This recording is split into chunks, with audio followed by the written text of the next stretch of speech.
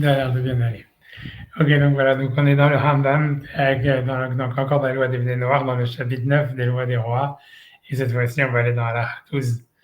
Et en fait, voilà, je vais simplement dire, en fait, ce cours, c'est pas un cours de récapitulation, mais c'est un cours où j'ai voulu, c'est pour expliquer en deux choses, en deux mots, c'est-à-dire, jusqu'à maintenant, on a vu que Maïmonide, très bizarrement, il pensait, ça veut dire, quand il parlait sur les lois des Noirs, il disait, voilà, en fait, les Juifs, par exemple, quand je reprends toujours les mêmes exemples, mais c'est des exemples qui sont quand même choquants et d'actualité, quoi.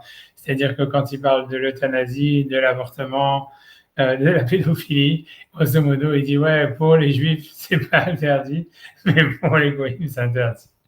Et en fait, si tu veux, ça veut dire, et c'est bon, et c'est étrange, quoi, honnêtement, c'est étrange, mais à part ça, c'est que ça va en fait contre un principe que la Gemara, elle répète à chaque fois dans plein de traités, etc., quand elle parle des lois des Bnei Noirs, où à chaque fois elle répète la phrase en disant, mais est-ce qu'il peut y avoir quelque chose qui est permis qui est permis pour les Juifs et qui est interdit pour les non-Juifs? Dans le sens où en fait, ça veut dire la Torah, elle a rajouté des mitzvot, elle en a pas retranché. Et bon, et à chaque fois, l'Agma elle pose cette question, etc. Jusqu'à maintenant, tu vois, ça veut dire, et donc voilà, et en fait, si tu veux, jusqu'à maintenant, ça veut dire l'Agma, plein de fois, elle donne des réponses à ça, des fois non, etc. Mais ici, en fait, voilà, ici, en fait, ce que je vais faire dans ce cours-là, c'est comme le Rambam il va parler, en fait, de la Shrita, donc de Verminache dans la Shrita, etc. Donc, en fait, on va voir comment le Rambam, lui, voit ça. Et voilà, et comment en fait les Tosfot, ça veut dire a priori qu'il y a quand même une pensée alternative, quoi, si tu veux, parmi les Rishonim, parmi les commentateurs du Moyen-Âge, en particulier les Tosfot. Et on va voir comment, et ça fait une grande différence, on va dire, en tous les cas, en ce qui concerne le statut des non-juifs. Et voilà, donc et après, je vais essayer d'expliquer pourquoi, en fait, il y a cette différence, comment est-ce qu'on peut expliquer d'une manière philosophique cette différence, tu vois, de comment envisager quoi, les mitzvot de la Torah par rapport aux Bnei Noach, etc. Voilà, donc c'est sur ça qu'on va parler, en fait, mais ça veut dire, voilà, donc ça va être, c'est un sujet, tu vois, c'est quelque chose, en fait, qu'on a laissé, à chaque fois, on a retrouvé cette idée-là que le Maïmonide, en fait, il interdisait des choses pour les non-juifs qui permettaient aux juifs. Alors que c'est contre la Gemara, et c'est un peu contre la logique aussi, parce que voilà, a priori, quand Hachem il a donné les mitzvot aux Juifs, il n'est pas venu retrancher des trucs, tu vois, surtout des trucs qui ont l'air quand même assez basiques, quoi, comme l'euthanasie, l'avortement, ça veut dire la pédophilie, tu vois, ça veut dire que, tu vois, on s'attendait pas à ce que la Torah elle a été donnée pour permettre des trucs là-dedans, tu vois, donner des permissivités là-dedans, quoi. Et donc voilà, donc en fait voilà, donc c'est pour ça, donc voilà, donc j'y vais, donc maintenant, même si Sylvain il est pas là, j'espère qu'il va arriver bientôt. Ouais, je peux rien faire d'autre.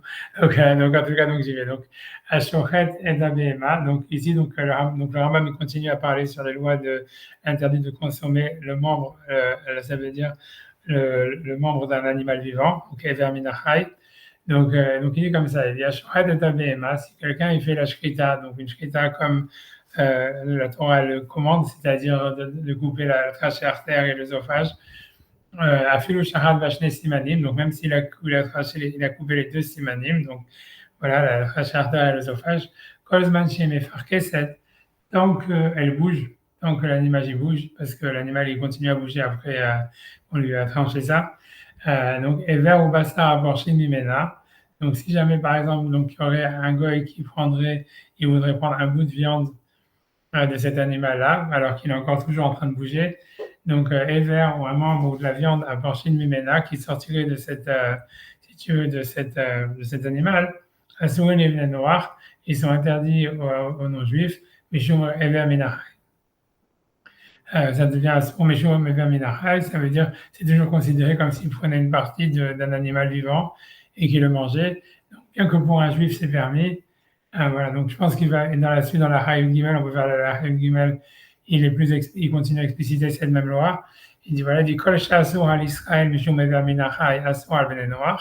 Ça veut dire encore tout ce qui est interdit pour un juif à cause des Minachai, ça sera interdit pour un non-juif. Mais encore une fois, dans la même veine de ce qu'il a dit depuis le début, qui fait les lois des Bnei Noach, il dit oui, mais pour les juifs, on est plus lenient, parce que Viesh les Bnei Noach Hayavin Velo Israël, il y aura des cas où les Bnei Noach ils vont transgresser l'interdit, ils vont être Hayav Mita de Ever Minachai, alors que c'est pas le cas d'un juif. Voilà, comme il explique. Donc, chez Bnei Noach Echad Bema Vechaya Ben Tema Ben Teora, puisque donc pour les Bnei Noach, l'interdit de manger un membre d'un animal vivant, que l'animal soit cachère, que l'animal ne soit pas cachère. Halim ala mishum ever minachai, ou mishum basar minachai, ou si on prend de la viande d'un animal vivant. Ensuite, donc, alors que pour un juif, comme l'animal n'est pas cachère, il n'y a pas l'interdit de la verminachai, c'est-à-dire qu'il transgresse l'interdit de manger non cachère, mais pas celui d'avoir mangé un membre d'un animal vivant, mais peu importe, ça veut dire pas rentrer là-dedans. Vever ou bassa apporché minamefar keset, mais principalement c'est ça, c'est la différence, c'est que si quelqu'un, donc il y a la shrita qui a été faite, et un c'est bien qu'il est là. Donc, Vever ou bassa apporché minamefar keset, ça veut dire un membre ou ça veut dire, voilà, bonjour, je vais essayer de voir. Donc, Ever ou bassa apporché minamefar keset, ça veut dire bonjour. Ouais, genre, donc on est dans l'interdit, donc grosso modo, donc je lis la phrase. Donc, par contre, donc, un membre ou de la viande qui viendrait d'un animal qui est méfar kesset, ça veut dire qui est en train de remuer. Afalpi chez Shahad ba Israël, donc bien qu'un juif a fait la shrita, Shnei Simanim, les deux simanim qu'il a tranché l'œsophage et la trachée artère, Arez et Assour l'ivné noir, ça reste interdit pour les non-juifs, Mishum et Verminachai, parce que c'est Verminachai, ce qui n'est pas le cas pour un juif. Voilà. C'est quelqu'un. Voilà. Il est quelqu'un, vous avez dit. C'est ça.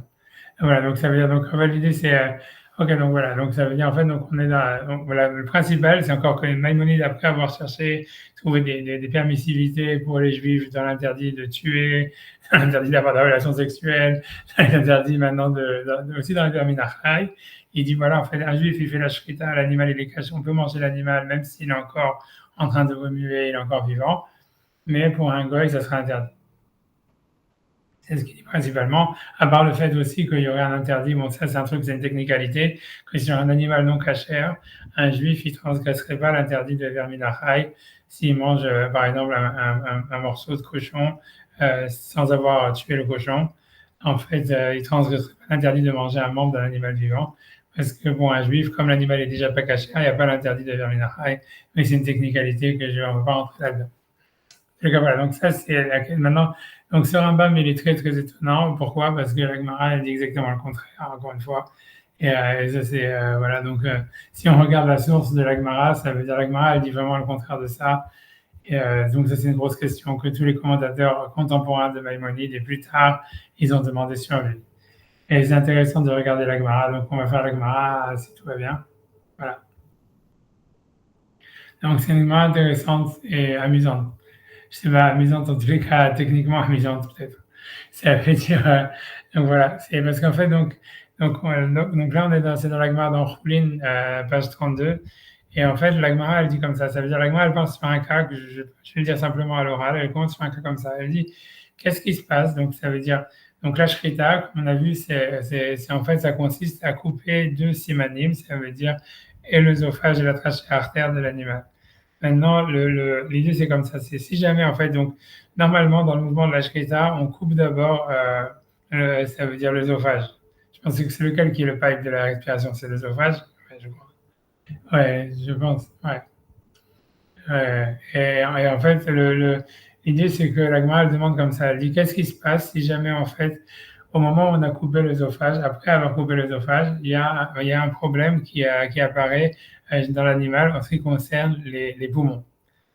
Et avant que, c'est-à-dire que c'est comme si il y a une sorte de l'animal, je sais pas, le cas, je sais pas comment le trouver, mais disons, j'en sais rien, l'animal, il reçoit une flèche dans les poumons, après que le shochet, il a commencé la shkita et qu'il a déjà coupé l'œsophage. Et ensuite, donc, il finit la shkita, ça veut dire, en coupant la trachée artère. Et sur ça, donc il y a le chidouche de Resh Lakish qui est repris dans la Lacha, c'est qu'en fait, on dit que c'est-à-dire que grosso modo, c'est qu'une fois qu'on a coupé le siman, ça veut dire le tuyau qui a un rapport avec la respiration, puisqu'en fait, les deux tuyaux, c'est le tuyau qui a un rapport à la respiration et celui qui a un rapport à la digestion, quoi. En tout, c'est ça ce qui rend un animal cachère, etc. Mais l'idée, c'est que donc, si jamais en fait, quand on a coupé le tuyau qui a rapport à la respiration, qui est en général le premier tuyau qu'on coupe, en réalité, donc même si jamais il y a un problème qui apparaît sur les poumons après, bien qu'on n'a pas encore coupé le deuxième siman qui est celui de la digestion, l'animal il est cachère.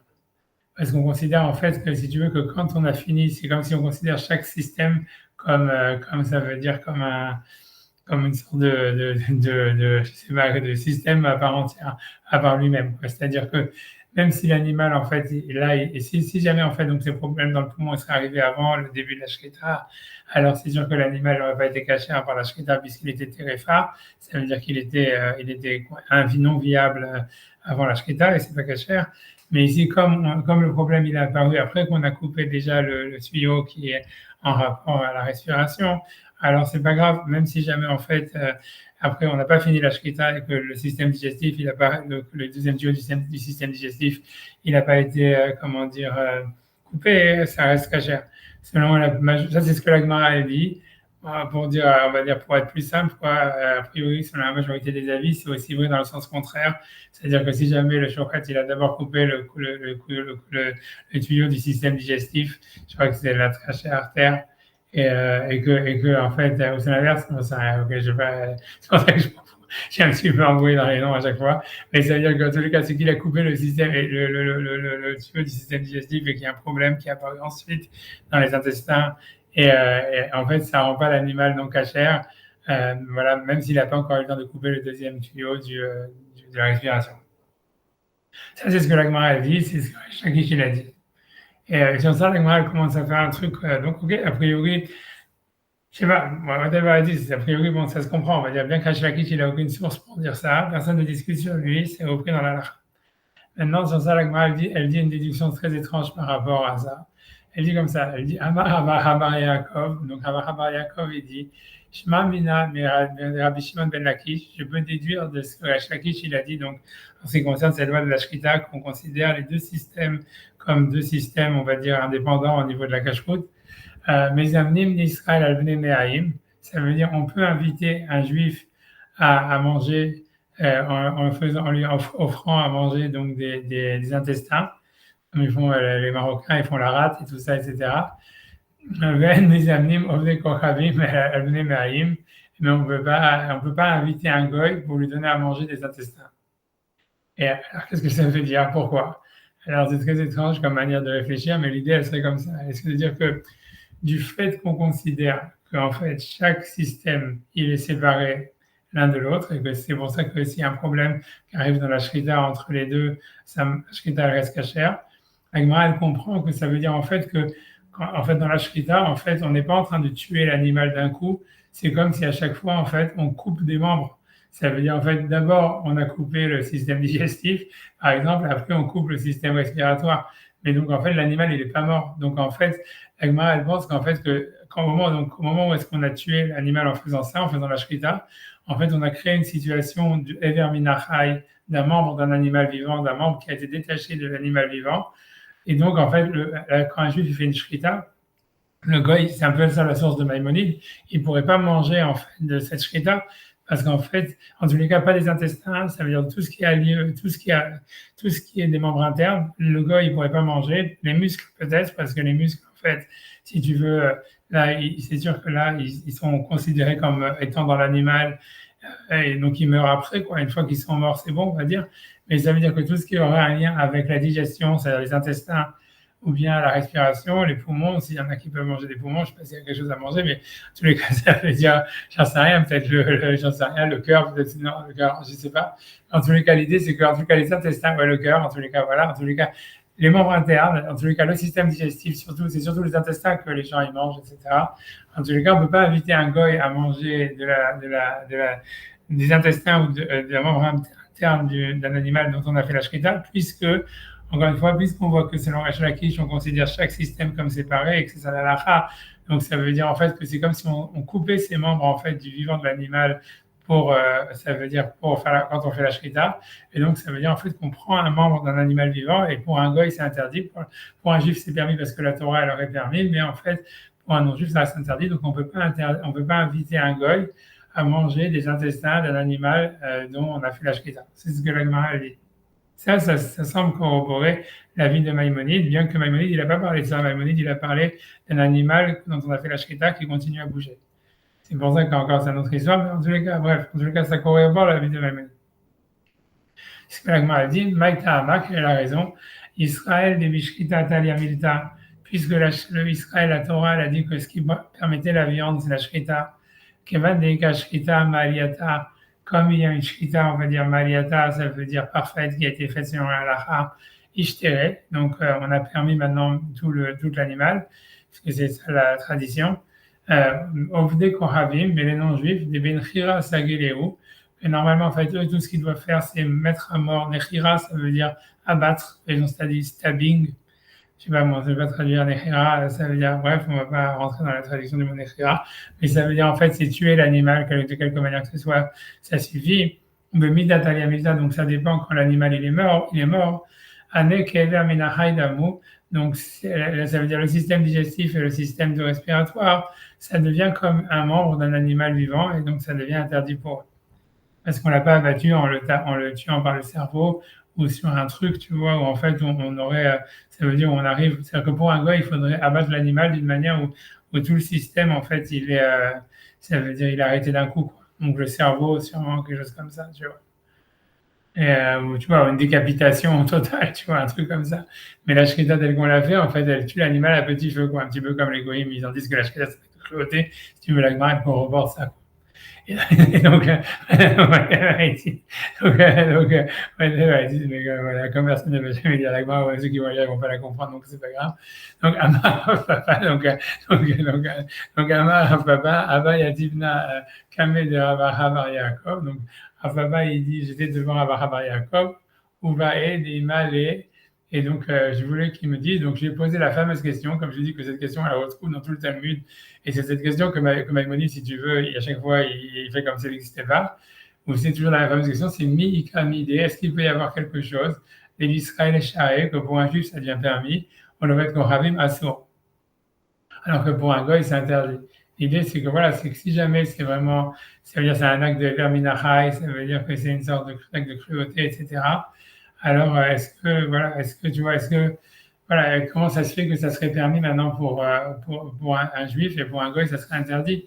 Est-ce que c'est possible? Grosso modo, la Torah, elle a rajouté des mitzvot, et a priori, elle a voulu rajouter, ça veut dire donc, si tu veux, elle a voulu, elle n'est pas venue retrancher les choses pour nous rendre moins humains, on va dire, que les goyim, quoi. Et si, en fait, la shrita, c'est un acte de cruauté pour l'animal, parce qu'en fait, on le tue à petit feu, etc. Et c'est comme si on prenait un membre d'un animal vivant. Alors voilà, donc comment ça peut être permis pour nous et interdit pour un goy? Ok, Velo Amrele, et je lui ai pas dit cette question. Damina Atama Kama, ça veut dire, il a dit une raison, ça veut dire, ce qui veut dire, c'est que comme la Torah, elle a dit que la Shrita, ça permet, donc ok, il faut dire que, ça veut dire, l'idée, c'est que, ça veut dire, puisqu'il a dit que tout dépend de la Shrita, pour la Torah, elle a fait une sorte de décret comme quoi tout dépend de la Shrita pour un juif. Alors, ça veut dire qu'il faut accepter le fait que oui, en fait, c'est possible que la Torah, en fait, elle a déshumanisé, ou ça veut dire, elle a donné une moins grande importance, on va dire, aux valeurs humaines dans la Torah qu'elle a laissé pour un goy. Ou des trucs comme ça, tu vois. Mais le truc, c'est que la Gemara, elle va réfléchir tout ça. C'est vrai, donc tout ça, ça corrobore la vie de Maïmonide. Le problème, c'est que tout ça, la Gemara, elle le rejette complètement à la fin, tu vois, elle dit, Tania, elle a été enseignée dans une braïta, donc de l'autorité Tanaïm, dit l'Oker Avacha Bar Yaakov, pas comme Avacha Bar Yaakov, ou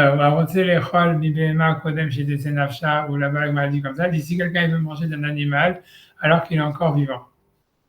Parce que la Gemara, elle veut expliquer, c'est ce que Rabbi Akiva dit ailleurs, que c'était très bon pour la santé. Ça veut dire que la Gemara, elle pensait que, ça veut dire Rabbi Akiva, il était toujours en train d'essayer dès qu'il y avait la shrita, il prenait un bout de la viande qui avait au moment à côté de la shrita, il le mettait dans le sel, il le mangeait cru et il disait que c'était extraordinaire. Donc,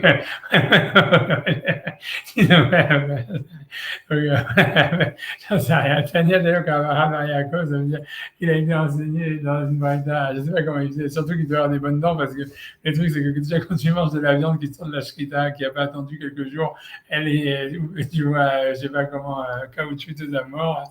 Donc, je ne sais pas, tu vois. Bref, ok. Tania de l'Oké Abraham Yaakov, ça a été enseigné pas comme Abraham Yaakov. Avant les Rom de Emma Kodem chez Tetsenafsha, dit celui qui peut manger d'un animal alors qu'il n'est pas encore mort. Choder Kazaït Besebasar Nibet Ashkita. Ça veut dire c'est bien qu'il prenne un kazaït de la viande de l'endroit même où on a fait la shrita, c'est-à-dire là où il y a tout le sang. On malcho yafé, et il le sale bien pour enlever le sang. on m'a dit quoi, il a fait, et le rince bien après. Au même titre, là, chez des nafsha, ça veut dire, mais l'animal dit quand tu attends que l'animal il meurt, je sais pas qu'est-ce que ça change, tu vois. Puisqu'une fois que tu l'as pris, quand l'animal il était bougé encore, ça change rien que tu attends qu'il meure. L'orchlo, et tu peux le manger. Et Hadouvet Kohavim, et Had Israël Mutarimbo, que ce soit un juif ou un non-juif, ils sont permis dedans. Ils ont la permissivité dedans. Donc ça veut dire que l'agma, elle veut dire par là, en fait, que contrairement à ce que Maïmonide il a dit, que si jamais on a fait la shrita et que l'animal il bouge encore et qu'un gars il aurait pris une partie de l'animal quand il bouge encore, c'est Verminachai. Tu vois, l'agma a dit clairement le contraire, tu vois ici dans une barita. Et l'agma elle va continuer.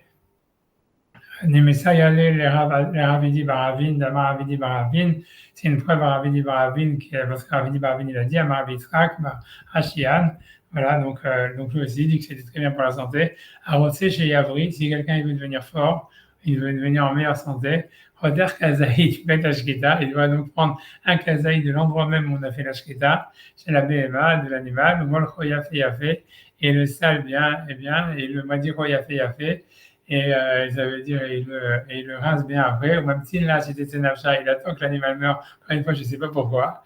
Et que ce soit la même chose, donc c'est pas un juif ou un non-juif, ils ont le droit de le manger et non seulement ça, oui, c'est conseillé, mais c'est bon pour la santé. Donc, en tout cas, donc en tout cas, la question c'est que c'est vraiment le contraire de ce que Maïmonide il a dit et donc ça reste c'est une grande difficulté, c'est difficile.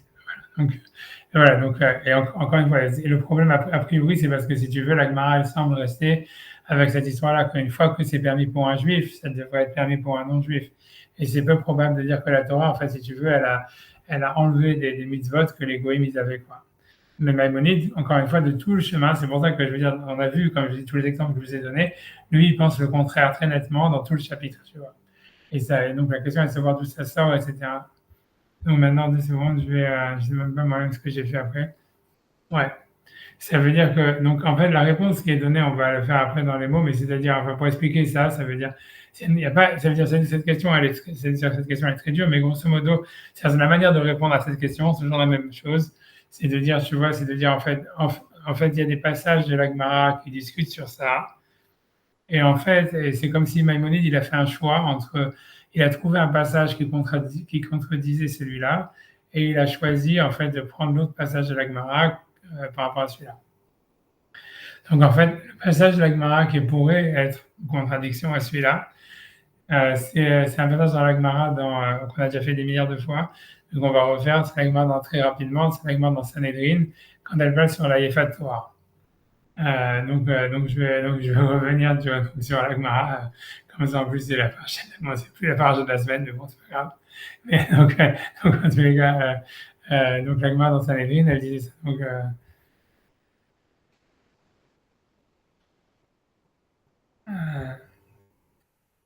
tu vois, donc c'est parce que la Gemara, au début, elle avait dit, euh, au début, la Gemara, elle pensait qu'un goy, il n'avait pas le droit de sodomiser sa femme. Et sur ça, l'Agma, elle pose la fameuse question habituelle en disant, mais si un juif, il peut, comment est-ce qu'un goy, il serait interdit On n'a jamais vu quelque chose qui est permis pour les juifs et interdit pour Israël. Et à le contraire, je veux dire. Donc, une fois, ça veut dire au début, donc, Amarabi Elazar, Amarabi Hanina, Ben Noach, Sheba, Alishto, Shelo, Kedarka, Chayav. Donc, j'aimerais vous le dire au début que, donc, Rabbi Bernard disait qu'en fait, un non-juif qui a une relation, qui sodomise sa femme, il est passible de peine de mort, chez les Marvé d'Avak, parce que dans la Torah, il est marqué, il se collera à sa femme. Et donc, ça veut dire, Shelo, Kedarka, et ça vient exclure, en fait, une relation de sodomie. Amar Rava, l'Agma, elle pose la question qu'on a vue. Encore, comme je vous dis, cette question, elle ramène dans plein d'endroits que Maïmonide, a priori, il ne comprend pas exactement qu'est-ce que c'est cette question. En tous les cas, dit Mika Mide de Israël, l'homme Chayev. Est-ce que c'est possible que pour un juif, c'est-à-dire un juif, il aurait le droit de sodomiser sa femme? Et moi, elle ne remet pas ça en question. Et Chayav, donc comment ça peut être interdit pour un goy? La même question qu'on a tout à l'heure, en disant si c'est permis pour un juif, c'est nécessairement permis pour un goy. C'est pas possible qu'il y ait quelque chose qui était interdit pour un goy que la Torah a permis. Et donc, c'est peu probable que la Torah elle est venue permettre la sodomie à un juif alors qu'elle était interdite à un goy. Sur ça, l'Agma dans une super grosse diatribe, tu vois, c'est-à-dire donc elle interprète l'interdit différemment. Et donc, tout ça, tu vois, je suis obligé de sauter, c'est parce que c'est tout ça, c'est une parenthèse, on va dire, par rapport à notre sujet à nous. Maintenant, l'Agma, finalement, elle demande, J'espère ne pas spoiler. Mais j'arrive une seconde.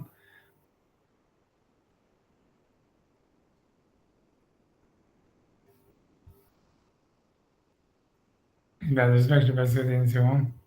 Voilà, c'est sur cette question-là, parce que tout ça, en fait, donc l'Agma, encore une fois, l'Agma, elle est partie sur l'idée de dire, au début, l'Agma, elle pensait qu'un gars, il a pas le droit de sodomiser sa femme. L'Agma, elle dit, c'est impossible que ça soit interdit pour un gars de sodomiser sa femme, puisque c'est permis pour un juif. Sur ça, l'Agmara, elle m'a dit, donc pourquoi? Parce qu'on n'a jamais vu quelque chose qui serait interdit pour un gars et permis pour un juif. Et sur ça, l'Agmara, elle questionne en disant, mais là, mais est-ce qu'on n'a pas un interdit qui saute que les juifs, ils permettent, les gars, ils interdisent? La il est Torah. Ça veut dire, puisque là, il est Torah, ça veut dire un juif, il peut, on a vu déjà violer une femme qu'il a capturée dans la guerre, mais on n'a pas vu qu'un gars, il a la même permissivité. Et sur ça, l'Agmara, elle dit, Mishum de la Venekibushninu. Ça veut dire, l'Agmara, elle dit, en fait, non, ça veut dire, c'est pas, ça veut dire, l'Agmara veut dire, en fait, non, en fait, un goy aussi, en fait, il aurait le droit de voler, de violer une Yefat Torah s'il pouvait conquérir. Mais en fait, il est incapable de conquérir. On avait déjà vu cette Agmara. Et donc, ça veut dire, c'est comme s'il y a une technicalité qui fait que, en réalité, le gars, il a pas, ça veut dire, si tu veux, la Yefat Torah, ça n'existe pas pour lui, quoi, grosso modo. Et si tu veux, même pour dire ça d'une manière, en fait, d'une manière peut-être plus simple, ça veut dire peut-être plus simple, mais qui va expliquer en quoi ça serait une contradiction. C'est que, par exemple, c'est quand l'Agma dit, voilà, le gars, il n'est pas capable de conquérir. Donc maintenant, je vais vous poser la question en disant comme ça. Imaginons maintenant une femme mariée à un non-juif, ok? Donc qui a été capturée par des juifs. Imaginons dans la bande de Gaza, selon LFI, tu vois, où les juifs ils vont, donc ils prennent des femmes. Donc la femme elle est mariée. Et maintenant la femme qu'elle a été capturée par les juifs, normalement, si tu veux, en fait, un juif il peut se marier avec elle et c'est grosso modo, ça veut dire en fait que ça fait sauter, si tu veux, le droit ou la possession que son mari Goy il avait sur elle, d'accord? Maintenant, imaginons maintenant que un non-juif, il veut se marier ou il va avoir des relations avec cette femme qui a été capturée par les juifs. Tu vois, a priori, de ce que l'Agmara elle dit, l'Agmara elle semble dire que ça serait permis, tu vois. C'est ça la réponse de l'Agmara. L'Agmara elle veut dire, la raison pour laquelle la Torah n'a pas permis une Yefat, c'est parce qu'en fait, ils ne sont pas capables, ils n'ont pas le statut d'avoir conquis quelque chose. Et donc, c'est pour ça qu'on ne leur permettait pas de violer des captifs dans la guerre. Mais ce que ça veut dire, ce qu'on en déduit, ça voudrait dire que si jamais, par exemple, donc un juif, il a conquis, et donc maintenant, avec grosso modo, parce que ce que la conquête, elle fait, c'est qu'elle casse la relation de la femme avec son mari qu'elle avait avant. Donc maintenant, si un non-juif, lui, il veut avoir des relations avec cette femme-là qui a été capturée par les juifs, alors il aurait le droit. Et donc, grosso modo, c'est ça ce que la Gemara veut dire. C'est pour ça qu'on ne considère pas que la Torah a permis à un juif quelque chose qui interdit à un non-juif. Parce qu'en fait, si tu veux, le non-juif aussi, il aurait le droit d'avoir une relation avec une fille qui aurait été conquise par un juif. Ça, c'est ce qui semble l'explication d'Agmara simple, on va dire. Et l'idée, donc maintenant, ok, une fois qu'on a dit ça, si on fait les maths, en fait, ça contredit clairement l'Agmara qu'on a au niveau de la Shrita, parce que ça veut dire que si jamais l'Agmara aurait dû dire la même chose, elle va dire, ok, de la même manière ici que l'Agmara veut dire, ok, c'est pas qu'on a permis quelque chose aux non-juifs, aux juifs qu'on a interdit aux non-juifs, puisque si tu veux, cette même femme, on la permet à un non-juif si elle a été conquise par un juif. Donc, si tu fais le calcul en passant de la femme à la viande, ça veut dire, tu dis, voilà, ça veut dire, voilà, t'as un animal, tu vois ce que je veux dire? L'animal, ça veut dire, voilà, l'animal est un animal. Maintenant, cet animal, un juif, il lui a fait la shrita. Et maintenant, donc, l'agmara, elle dit, le juif, il peut le manger. Maintenant, l'agmara, elle dit, ok, ça veut dire, ok, ça voudrait dire, ça voudrait dire, ok, ça veut dire, c'est comme ça voudrait dire, mais pourquoi le non-juif, ça veut dire, il peut pas en manger? Et tu vois, l'Agma, elle va dire oui, parce que le non-juif, je peux pas faire, il n'a pas la shrita. Si tu veux, l'Agma, elle aurait dû répondre, elle aurait pu répondre la même chose en disant pour le non-juif, le concept de shrita n'existe pas, tu vois. Et la shrita du juif, elle peut pas avoir un rapport, elle peut pas permettre l'animal, si tu veux, au non-juif, mais parce qu'en fait, ça veut dire, grosso modo, ça veut dire qu'en fait, ce que ça veut dire, c'est-à-dire, si on utilise la logique de l'Agma, peut-être j'ai un peu embrouillé en disant ce que j'ai dit, mais ça veut dire, si on utilise la logique de l'Agma, on pourrait dire, en tous les cas, c'est ceux qui veulent expliquer le Rambam, ils veulent expliquer comme ça, ils veulent dire que si on utilisait la logique de l'Agmara qui permet à un non-juif de manger la viande c'est-à-dire qui permet à un non-juif de manger de la viande dont le juif il a fait la shrita, parce que à cause du problème en disant parce qu'on trouve rien qui serait permis à un non-juif, pardon, qui serait permis à un juif et interdit à un juif. Alors, ça veut dire, la Gemara dit comme ça, c'est-à-dire, grosso modo, ce que je suis désolé, j'ai mal expliqué. C'est-à-dire, dit, c'est comme ça, c'est de la même manière que la Gemara ici, elle dit, voilà, la raison pour laquelle la Yefat Torah, elle est pas permise à un non-juif, c'est parce qu'il n'est pas capable de conquérir. Alors, et donc, c'est pour ça, en fait, que la Yefat Torah, elle est permise à un juif, elle est interdite à un non-juif. Tu vois, alors la Gemara aurait pu dire la même chose en disant la Shrita, en disant, en fait, non, il y a rien qui est permis à un juif qui est interdit à un non-juif, sauf qu'un un non-juif, il peut pas faire la Shrita. Ouais, si tu veux, de la même manière que, et peut-être, en fait, tu vois, après, ça, peut-être, si c'est un juif qui a fait la Shrita, ça serait différent, mais en tous les cas, c'est pour ça que je n'aurais pas dû rentrer dans ce sujet-là, tu vois, mais ça veut dire que la Gemara, en tous les cas, elle aurait dû répondre comme ça. En tous les cas, quand le Rav lui a posé la question, elle lui dit, c'est parce qu'il semblerait ce qui fait que la Gemara, elle décide dans Choulin de dire que une fois qu'un animal a reçu la shrita, même un goy il peut en manger, c'est pas un minachai, c'est à cause du principe qu'on trouve jamais rien que la Torah elle a permis à un juif qui serait interdit à un non-juif. Parce que la Torah elle a fait que rajouter des mitzvot et pas en enlever. Mais ici, quand la Gemara elle pose la question au sujet de la Yefat Torah en disant comment est-ce qu'on permet à un juif d'avoir des relations avec une captive qui est mariée et on n'a pas vu cette permissibilité pour un non-juif, la Gemara répond, elle dit non, mais c'est parce que le non-juif, il n'a pas la possibilité de faire une conquête. Donc c'est vraiment jamais à lui, quoi. Il peut pas casser la relation qu'elle a avec son mari. Mais et la Gemara, elle accepte cette réponse. C'est ça l'idée, c'est que la Gemara, elle accepte cette réponse. Alors si la Gemara, elle accepte cette réponse ici, elle aurait pu dire la même chose en disant voilà, un non-juif comme lui, il n'a pas la shrita, donc pour lui, en fait, c'est pour ça qu'il ne peut pas manger la viande, ce qu'on lui a fait la shrita. C'est pas parce qu'en fait on a permis quelque chose de spécial aux juifs, c'est parce que les juifs ils ont la shrita, comme les juifs ils ont la capacité de conquérir des gens, ils ont aussi la capacité de faire la shrita, c'est pour ça que c'est permis. Tu vois, c'est permis à cause si tu veux, d'un tierce, d'une idée. C'est pas qu'on leur permet l'interdit, c'est qu'il y a quelque chose qui fait que pour eux, ici, l'interdit ne s'applique pas. Comme il dit, c'est pas qu'on permet une femme mariée, c'est que comme le juif, il peut conquérir, donc c'est plus une femme mariée. Donc c'est un peu la même chose. C'est comme le juif, il peut faire la shrita, donc c'est plus la viande d'un animal vivant. Mais c'est pas qu'on lui permet de manger le membre d'un animal vivant. Et grosso modo, et donc ça vient du fait que la Gemara, donc si on acceptait cette question, ça veut dire voilà, du fait que la Gemara dans Choulin, elle ne semble pas avoir pensé comme ça, puisque la Gemara dans Choulin, elle a permis à un non-juif de manger la viande de la Shrita.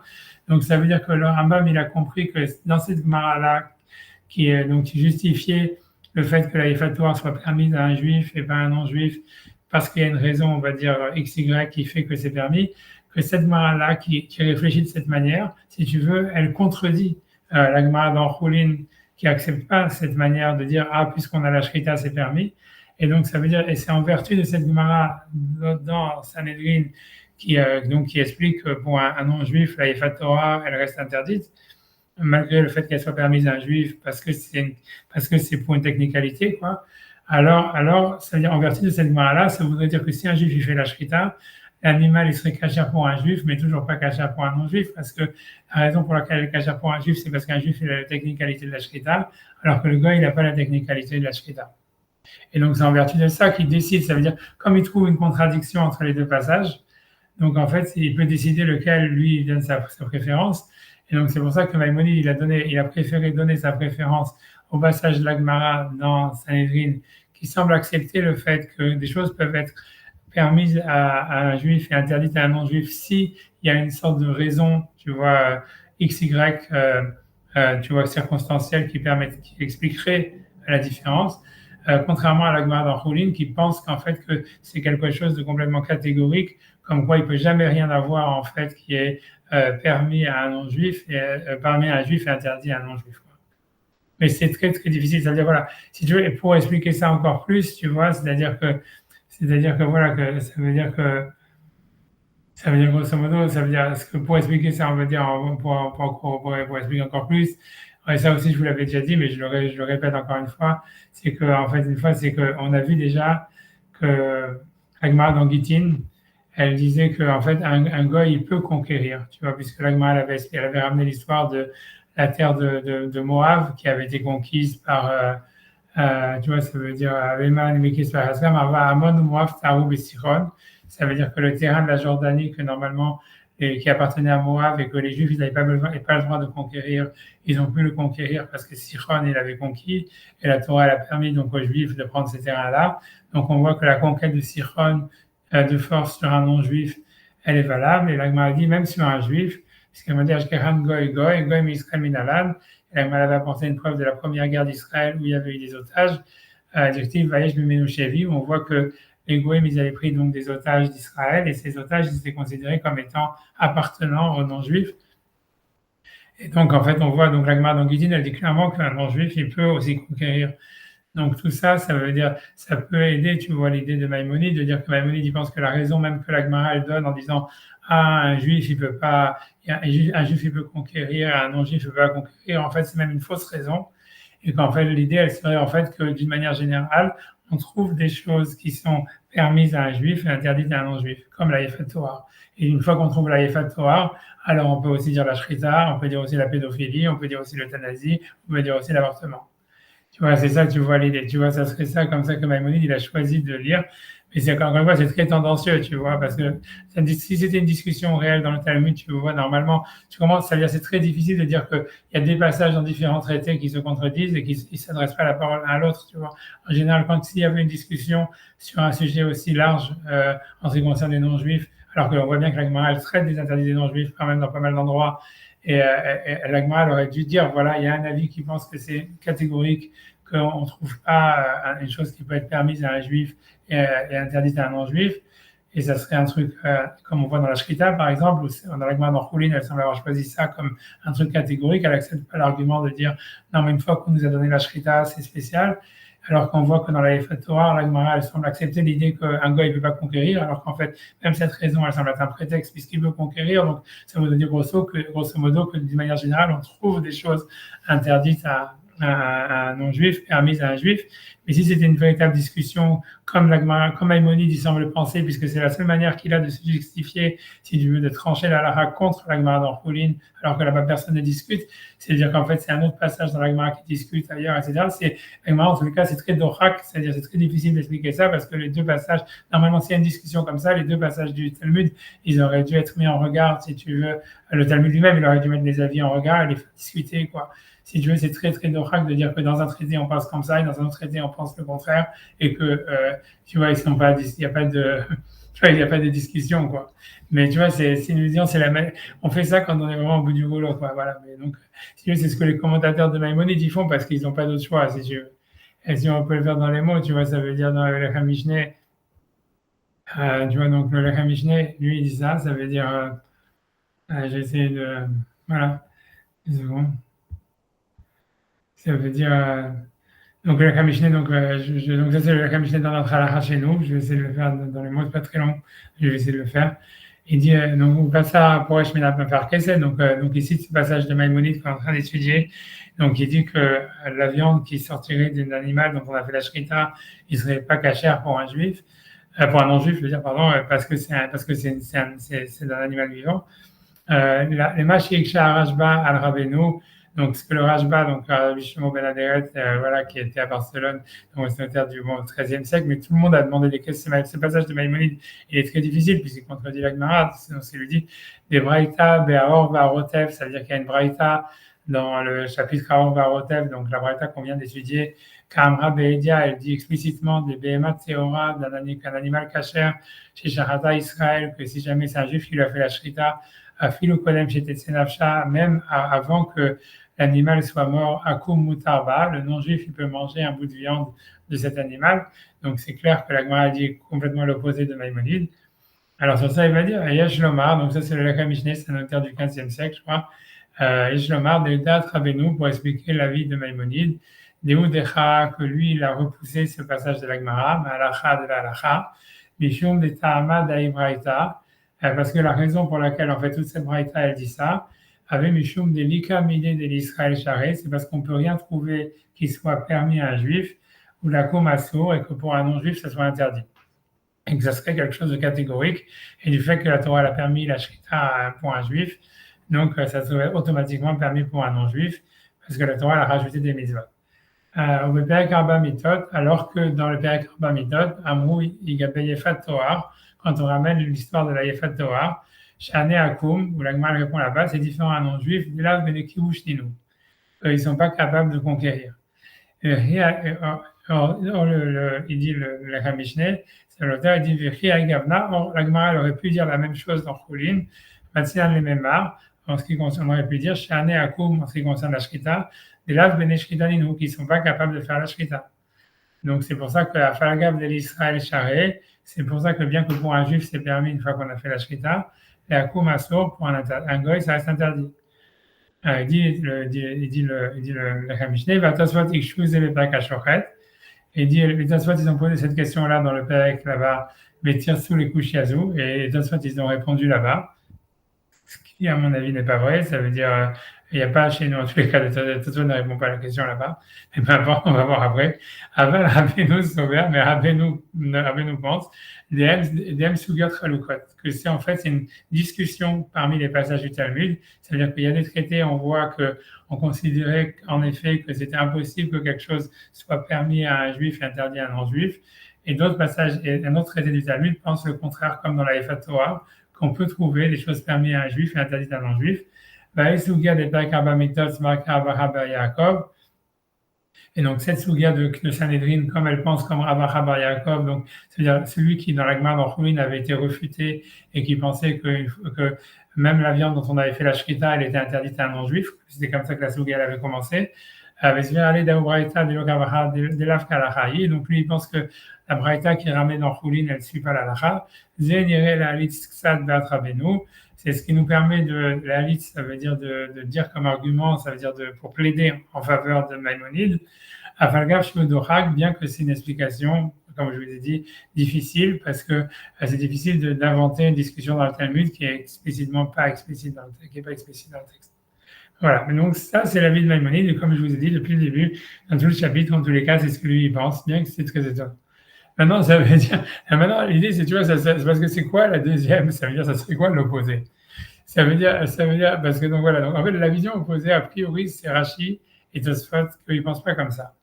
Mais alors, il faut voir maintenant, parce que l'idée ça serait comme ça veut dire ce qu'il faut comprendre, ça veut dire, je vais simplement faire un peu une introduction pas très longue, ça veut dire, c'est que l'idée c'est comme ça, c'est que c'est clair que par exemple, on va dire, disons que, voilà, prenons le cas de la Shrita, ça veut dire, si on reprend la Gemara dans Choulin, etc., ça voudrait dire, en fait, quand la Gemara, elle considère au début, elle dit, ouais, en fait, quand tu fais la Shrita, l'animal, il est encore vivant, tu le tues à petit feu, etc.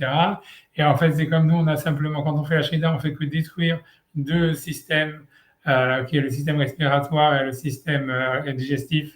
Et ensuite, il meurt. L'animal n'est pas mort à ce moment-là, donc c'est Verminachai. Tu vois, grosso modo, c'est que la Gemara, en fait, si tu veux l'idée, c'est que ça, la Gemara, elle continue à le penser, quoi. Ça veut dire que la preuve, c'est que la Gemara continue à dire, comme par exemple que, voilà, dans la Shrita, si jamais il y a un problème, comme on a vu au début, c'était parti de cette halakha avec Resh Lakish, mais s'il y a un problème qui arrive dans les intestins entre les deux simanim, malgré tout, la Shrita, elle reste cachère, etc.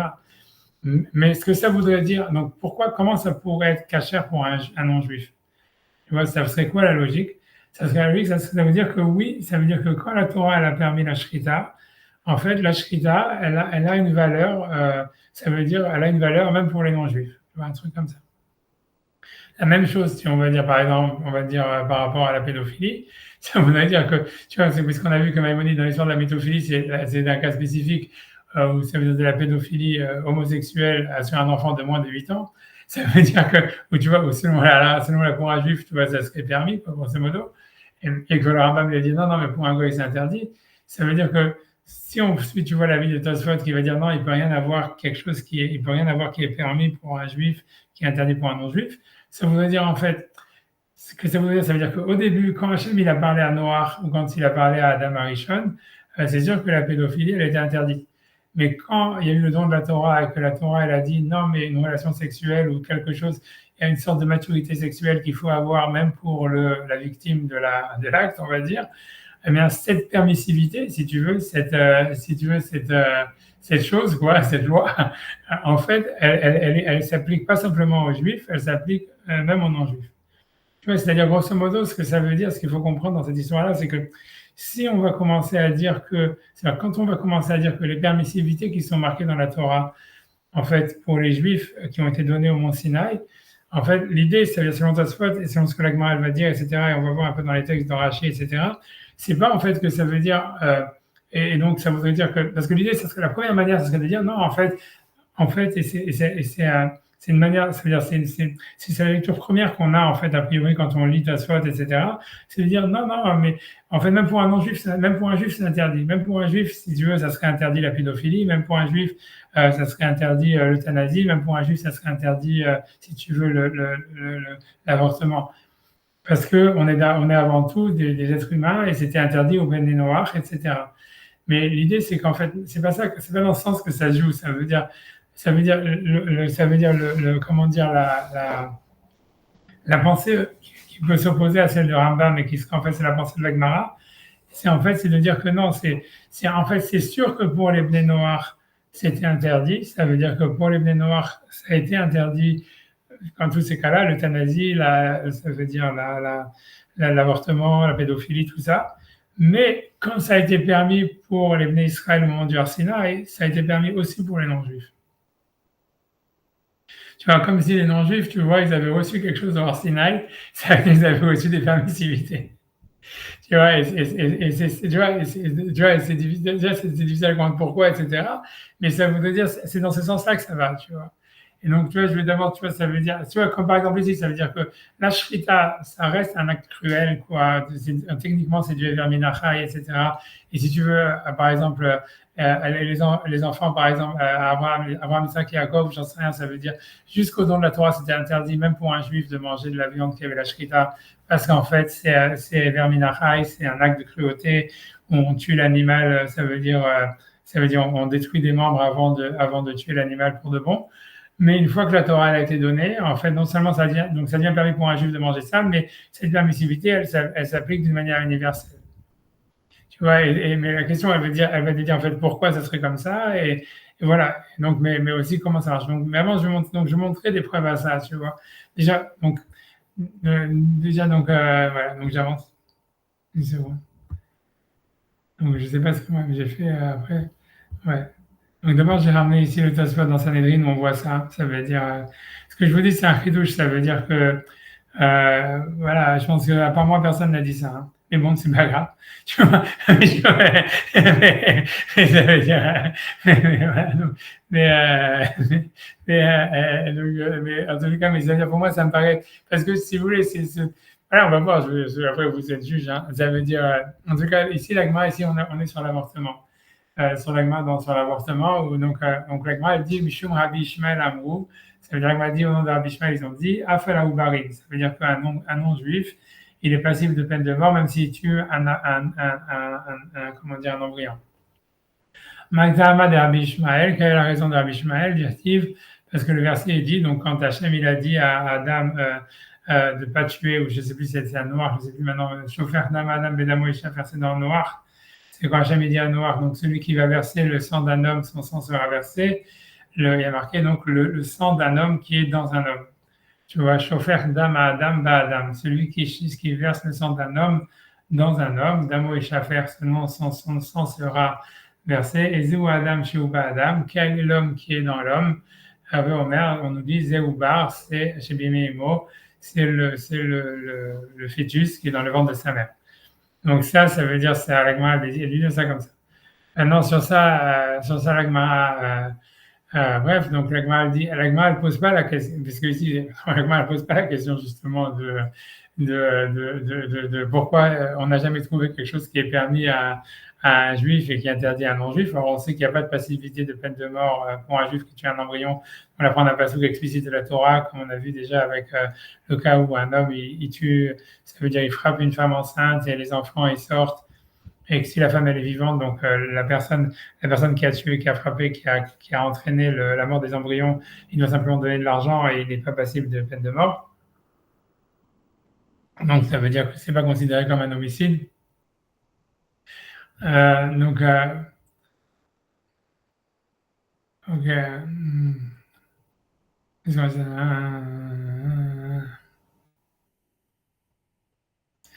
Voilà. Donc, je pense que l'agma ici, elle ne pose pas du tout la question. Elle ne pose pas la question.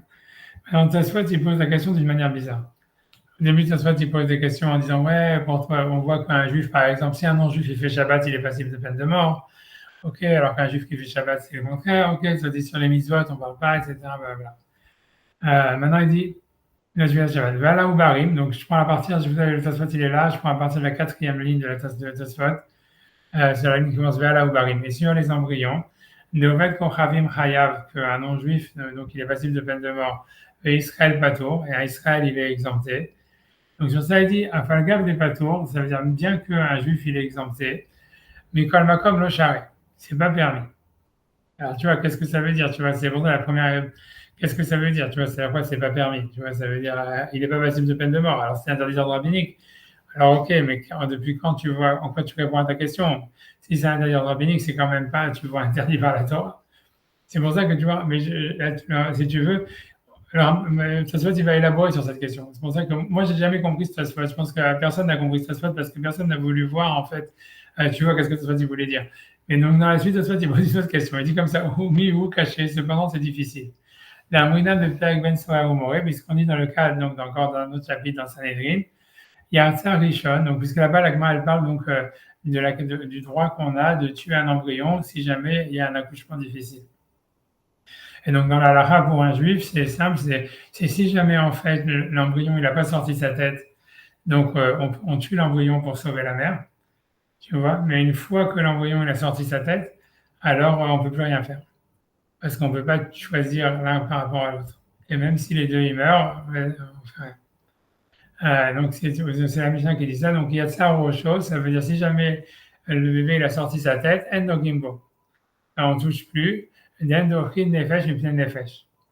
Donc, parce qu'on on va pas choisir, on peut pas choisir une âme par rapport à l'autre. Aval kodem shiatsa rosho, mais la Mishnah dit clairement, si jamais l'embryon il n'a pas encore sorti sa tête, achaya boshedet yada v'chotra laivarim, la sage-femme elle peut rentrer sa main et le couper en morceaux à l'intérieur, ou motia et le sortir les membres membre après membre, qu'aider la silatimo pour sauver sa mère. Au cas Gavna et a priori dans un cas pareil, bovet kochavim asur. Dans un non-juif, ça serait interdit. Kevan Sheuza à la Ubarim, puisque pour eux, c'est un acte c'est considéré comme un homicide de tuer un embryon. Donc, en fait, pour eux, et donc, ça soit il pose ça comme une question en disant, voilà, il revient sur sa question, comment nous, on permet, en fait, de sauver la mère de cette manière, alors que pour un non-juif, ça serait interdit, puisque pour lui, c'est un homicide de tuer un embryon. Et sur ça, Tosfot répond et dit, V'yesh lomar, il y a lieu de dire, Dainami be'Israël mitzvah kedel ha'atzil. Il dit que ici c'est différent parce qu'un juif, lui, il a une mitzvah de sauver la mère. Et grosso modo, ça veut dire que le gars, lui, il n'a pas de mitzvah de sauver la mère. Et après ça, il dit, mais c'est pour moi, c'est important, c'est la suite qui est importante. Il dit, Ve'efshar da'afilu be'ovet kochavim sharei.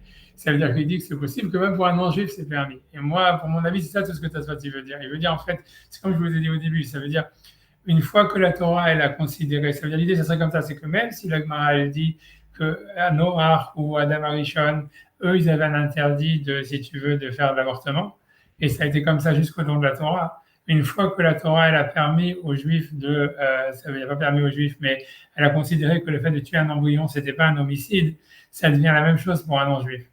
Et donc, cette loi, en fait, qui dit, voilà, on peut tuer les embryons pour sauver la mère, etc., elle s'appliquera aussi à un non-juif. C'est ce que ça se passe sans dire, parce que sinon, pourquoi il dit même pour un non-juif, ça serait permis, tu vois, etc. Mais ça veut dire, en fait, et c'est exactement comme on a vu dans l'histoire de la Shrita, ça veut dire, l'histoire, c'est que dans la Shrita, c'est bien que normalement, c'est un acte de Ever Minachai, ça veut dire c'est un acte de cruauté, etc. Une fois que la Torah, une fois que la Torah elle a permis ça pour les Juifs, ça devient quelque chose qui est aussi permis pour les non-juifs, et c'est plus considéré comme un acte de cruauté de Ever Minachai, etc.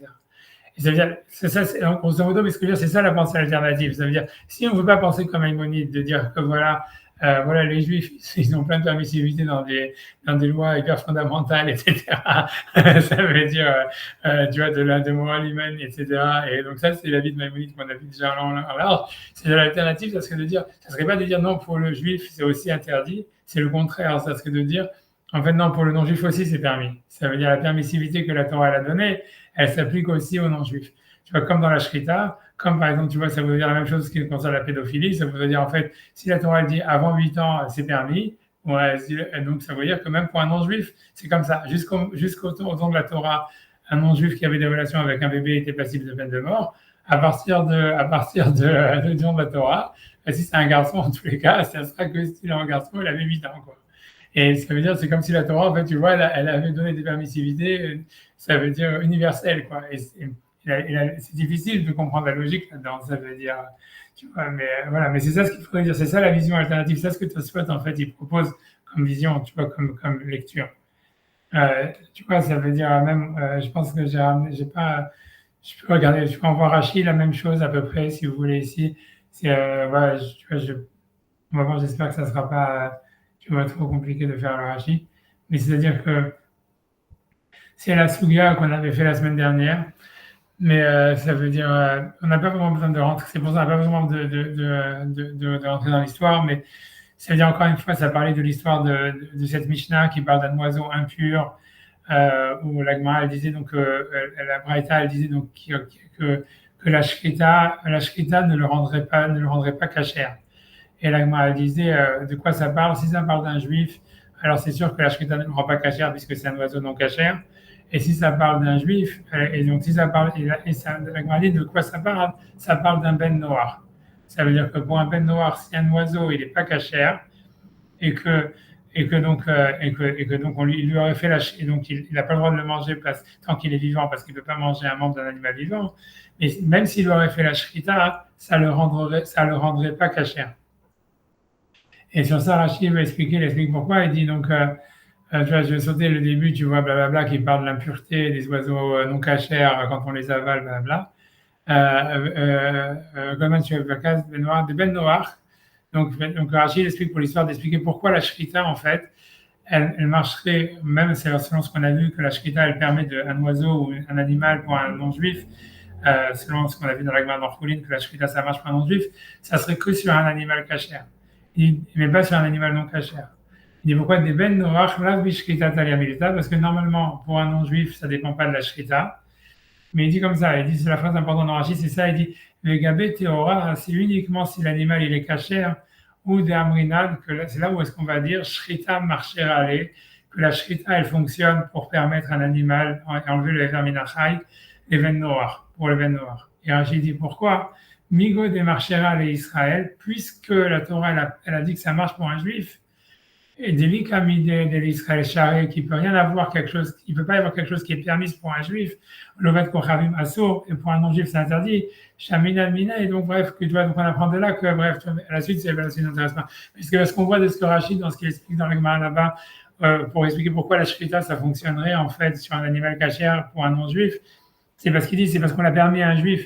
Mais en fait, ça veut dire grosso modo, et c'est pour ça que ça marcherait même pas sur un animal non cachère, ça veut dire, il veut dire, grosso modo, la shrita, ça reste un acte de cruauté. Mais en fait, comme on a le principe de dire que la Torah, elle a permis pour un juif, et on a après le principe que tout ce qui est permis pour un juif, c'est automatiquement permis par un non-juif, pour un non-juif. Donc c'est pour ça que la Torah, la shrita, elle marcherait pour un non-juif sur un animal cachère. Mais comme ça n'a pas été permis pour un juif dans un animal non cachère, donc ça marcherait pas pour un animal non cachère. Mais tu vois, mais c'est-à-dire, on retrouve en tous les cas ce que Rachid pense le système que l'idée c'est que quand la Gemara demande, ça veut dire parce qu'on aurait pu comprendre le principe de la Gemara, et c'est vrai que Rachid ailleurs il explique la question de la Gemara différemment, que quand la Gemara dit est-ce que c'est possible que quelque chose, tu vois, puisse être, est-ce que c'est possible que quelque chose puisse être permis à un juif et interdit à un non-juif? On pourrait comprendre, tu vois, Rachid ailleurs, il explique en disant ça veut dire voilà, mais les juifs, on leur a rajouté des mitzvot, on leur a pas retranché des mitzvot, ils peuvent pas être en dessous de l'humain normal, tu vois. Alors que selon ce que Rachid dit ici, c'est pas ça la question de l'agma. L'agma, c'est de dire c'est une fois que la Torah a donné une permissivité pour les juifs, c'est sûr qu'elle marche aussi pour les non-juifs. Tu vois, ça reste un acte de cruauté, ça veut dire, ça reste un acte de cruauté, mais puisque la Torah l'a permis pour les juifs, ça devient universel, la permissivité, elle devient universelle. Ça veut dire, l'avortement, ça reste un crime, mais une fois que la Torah l'a permis dans la Torah, alors cette permissivité, elle doit s'appliquer même aux non-juifs. Des choses comme ça, tu vois, ça fait la même chose pour l'euthanasie, ça fait une grosse nafkamina, ça veut dire, ça fait une grande différence anarchiquement parlant, tu vois, c'est si jamais il y a des goïms qui demandent à des rabbins, comme à l'époque il y avait, tu vois, qu'est-ce qu'on peut faire avec l'euthanasie, avec l'avortement, ça veut dire, on voit que c'est une grande différence, ça veut dire, selon le Rambam, comme lui, il pense que, tu vois, ça veut dire la permissibilité a été donnée pour les juifs, mais pour les non-juifs, ça reste interdit, alors que tu vois, on voit selon ce que Tosfot et Rachid disent, ça veut dire, une fois que la permissibilité a été donnée dans la Torah pour les juifs, alors ça doit s'appliquer d'une manière universelle, et ça veut dire que même pour les non-juifs, tu vois, il y aurait des permissivités pour l'avortement et l'euthanasie, tu vois. Et donc, voilà, et même la pédophilie aussi, bon, ça, entre parenthèses. Et tu vois, mais le truc, tu vois, donc, ok, mais ça veut dire, mais la question, elle est de savoir, tu vois, en fait, c'est quoi la différence? C'est comment est-ce qu'on peut dire une chose pareille? Ça veut dire, la question, c'est, ok, ça veut dire la loi de la Torah, a priori, c'est-à-dire, on avait vu le Maharal dans le Béragola, que lui, il avait compris aussi, comme Maïmonide, tu vois, que, en fait, les permissivités, elles sont que pour Israël. Il avait expliqué, ouais, la Torah, elle parle, elle agit d'une manière conceptuelle, elle n'est pas, ça veut dire les métaphysiques, et les juifs, elles jugent par rapport à la métaphysique, pas par rapport à la morale humaine, et donc c'est pour ça que les lois sont différentes, etc., et que c'est comme ça qu'il avait expliqué dans le Béragola, que les juifs, si tu veux, ils vivent dans une autre dimension, et a priori, tout ça, c'est basé sur la vie de Maïmonide, comme quoi, en fait, tu vois, ça veut dire, pour nous, par exemple, quand il parlait de l'avortement ou de l'euthanasie, il disait, voilà, comme on ne peut pas dire qu'un embryon, c'est un être humain à proprement parler, ou qu'un homme qui est condamné à mourir dans l'année, il est vraiment vivant à proprement parler. Donc la Torah, elle ne considère pas ça comme un homicide, parce que pour qu'il y ait un homicide, il faut qu'il y ait un être vivant à proprement parler.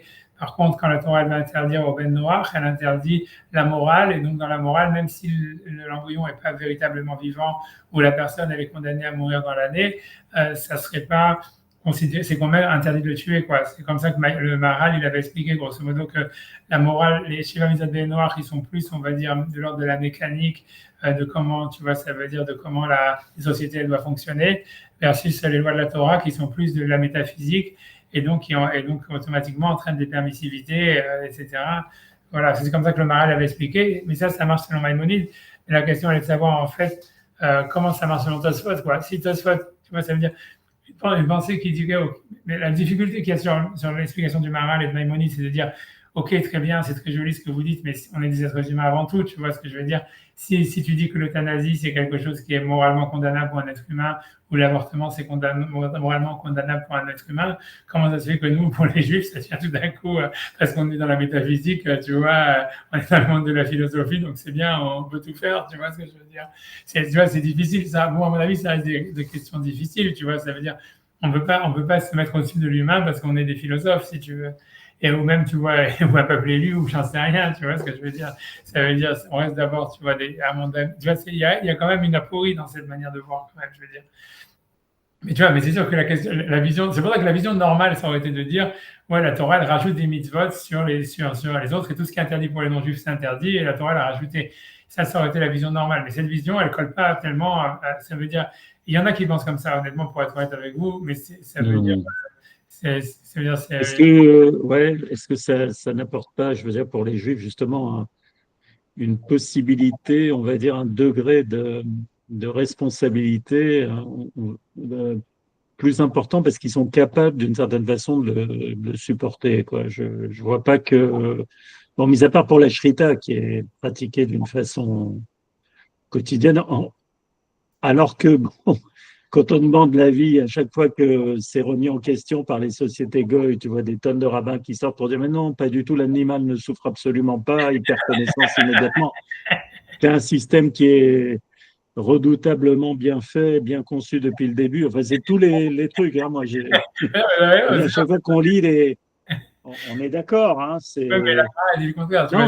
non, peut-être que nous, on est capable de vivre dans une dimension justement légale, mais bon, mis à part pour la shrita, j'ai pas connu que les sociétés juives elles aient vraiment développé énormément la pédophilie, la sodomie, etc. Enfin, je veux dire, même si c'est même pas, ça a été et rien n'interdit non plus les sociétés juives de se rapprocher plus de la morale, je veux dire, puisque bon, en règle générale, c'est mieux. On sait par exemple dans le business, etc., on peut faire des coups tordus, plus ou moins tordus, faire des trucs comme ça, mais bon, c'est pas non plus, on va dire, c'est pas ce qui est donné en exemple. Même si on étudie la halakha, je pense que les gens qui sont capables d'étudier la halakha dans les moindres recoins, je veux dire, ils sont capables de vivre avec ça.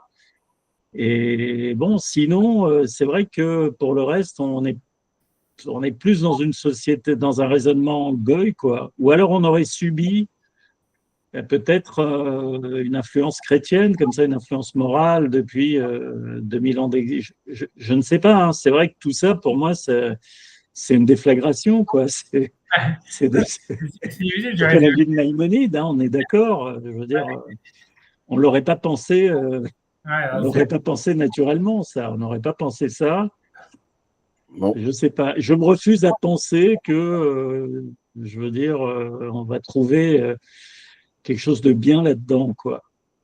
Ouais. on peut pas penser à l'envers. C'est difficile de On peut dire pas. qu'on peut disposer de gosses comme ça de 8 ans et que, voilà, bon, la sodomie, je sais pas, hein, c'est pas, je sais pas, Ouais, j'avoue que j'ai pas une énorme expérience là-dedans, mais je sais pas, hein, c'est open, hein, c'est intéressant en tout cas, c'est très intéressant. On peut pas penser à l'envers au lieu de penser à des interdits qu'ils auraient que nous on n'aurait pas, c'est des permissions qu'on aurait qu'ils n'auraient pas. C'est ouais. pas inverser complètement. L'exemple, c'est toujours, si je reviens sur le hiboum par exemple, normalement tu peux pas épouser la femme de ton frère, mais il y a la Torah, à un certain cas, dans un certain cas, t'autorise la chose. Mais c'est plus avoir comme une autorisation sur quelque chose d'interdit plutôt que l'interdit n'existe pas. C'est complètement différent. Ouais, je sais pas, mais ok, je comprends. C'est comme tu dis, mais c'est sûr que c'est une sorte de permissivité. Dans l'imoum, c'est compliqué parce que c'est une mitzvah et tout ça, donc c'est, tu vois, c'est toute une histoire. Mais voilà, je comprends. Tu vois, c'est exactement ça ce que ça a l'air. Tu vois, c'est pour ça qu'en fait, le point de vue de Rachid, de Tosfot, il est encore plus difficile. Ça veut dire, si on te dit c'est une permissivité, tu vois, comme la shrita c'est une permissivité, comme il te dit, voilà, l'avortement c'est une permissivité. Alors tu vois, alors comment maintenant tu vas dire, ok, on va l'appliquer, alors qu'elle était interdite, alors que l'interdit existait avant la Torah. Tu vois, parce que tu vois, la Gemara par exemple, dans Sanhedrin, elle dit voilà, l'avortement, ça a été interdit par la Torah, c'est ce qu'Hachem dit à Noach, etc.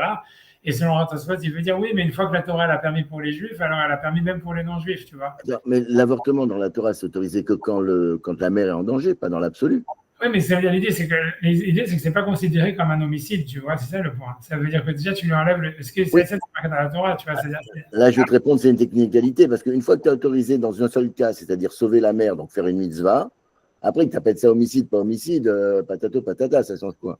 Ouais, ça change beaucoup. Par exemple, pour celui qui tue, tu vois, puisque dans le cas de la Torah, où la Torah elle nous parle de l'avortement, elle parle de celui qui tape une femme enceinte et que les enfants ils meurent, tu vois. Et elle dit, normalement, tu vois, si c'était un goy, il serait passible de peine de mort, tu vois, pour en faire ça. Alors que tu vois, alors que la Torah te dit clairement, non, le type ici, il doit donner de l'argent et c'est bon. Tu vois, c'est là, c'est dans le Parashat Mishpatim, tu vois, où la Torah te sort ça. Et tu vois, alors, c'est quand même, tu vois, c'est ce qu'au début de il veut dire comme toi, il veut dire oui, non, c'est pour sauver, machin, blablabla, blablabla, mais à la fin, tu vois, ça fait pas sens, tu vois, parce que pourquoi tu fais une différence après si l'enfant, il a sorti sa tête ou pas, ou tu vois ce que je veux dire. Oui, mais c'est pas pareil. Il y a un cas où le gars, il veut faire avorter, c'est dans le cas pour sauver la mère. Dans l'autre cas, c'est Grama et il n'a pas l'intention de tuer. S'il a l'intention de tuer les fœtus, je pense que là, il est condamné à mort. Il n'y a pas de.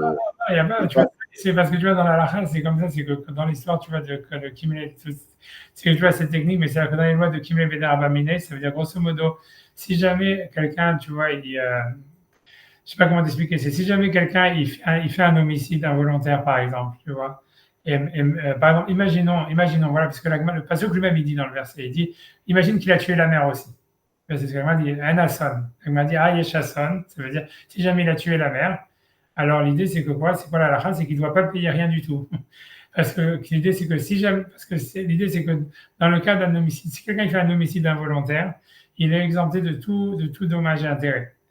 Parce que c'est une loi dans la Torah, c'est que si jamais quelqu'un il tue quelqu'un d'autre, donc si jamais, même si en fait il n'est pas passible de peine de mort ni rien, parce que c'est involontaire, mais une fois que ça vient de son histoire avec Hachem, grosso modo, le type ne peut pas se dédouaner en disant, OK, maintenant, tu vois, comme en Amérique, les mecs, ils font des accidents de voiture en drogue et tout ça, etc.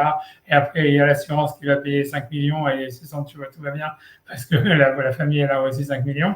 Tu vois, c'est pas, tu vois, c'est pas ça le point, tu vois, c'est justement la Torah, elle est contre ça. Elle dit, non, tu vois, tu as fait ça, bah, justement, on veut pas de ton fric, tu vois, ça veut dire, tu crées avec ta conscience, tu vois, maintenant, il y a pas de, c'est comme ça, c'est loin de la Torah, tu vois. C'est pour ça que si jamais, en fait, le fait de tuer des embryons, ça avait été considéré un homicide, puisque c'est le passouk lui-même qui dit, s'il a tué la mère, alors il ne paye rien, parce qu'il a fait un homicide, même involontaire. Mais si jamais, en fait, il a tué que les embryons, c'est pas considéré comme un homicide, c'est pour ça qu'il lui dit, il ne sera pas puni ni rien, il est dédouané avec le paiement.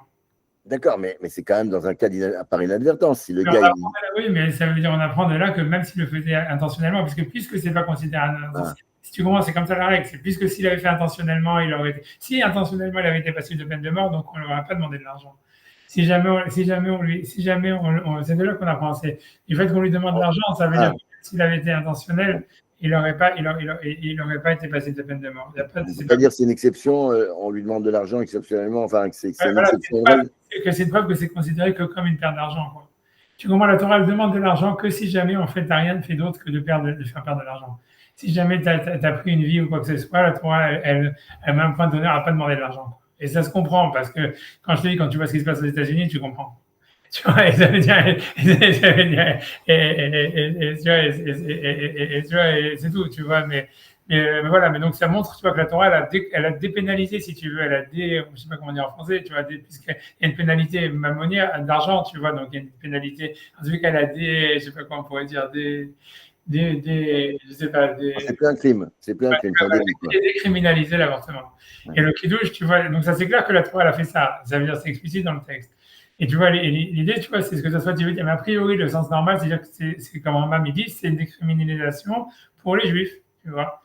Mais ça soit, il veut dire à la fin, quand il dit non, mais peut-être que pour un non-juif aussi c'est permis, il veut dire en fait que cette décriminalisation, en fait, qui a été donnée dans la Torah, en fait, elle s'appliquerait aux non-juifs aussi.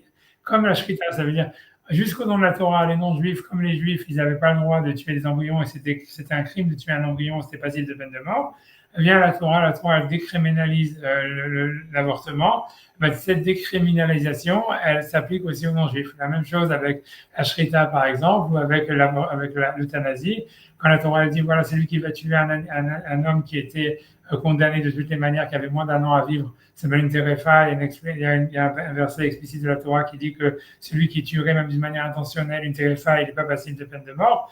Donc ça veut dire elle a décriminalisé le fait de l'euthanasie si on veut, ou ça veut dire même c'est même pas l'euthanasie, c'est-à-dire même une euthanasie non de pire qu'une euthanasie, quoi, c'est-à-dire décriminaliser le fait de tuer quelqu'un qui est condamné médicalement, quoi. Donc c'est bien que normalement un goy il aurait été clairement le verset dit, Agman avait déduit des versets qu'un ben noir lui il est passible de peine de mort s'il tue quelqu'un dans une condition pareille. Ça veut dire, il veut dire que il veut dire cette décriminalisation, elle serait appliquée aussi aux non-juifs alors qu'ils n'étaient pas présents dans la Torah, tu vois.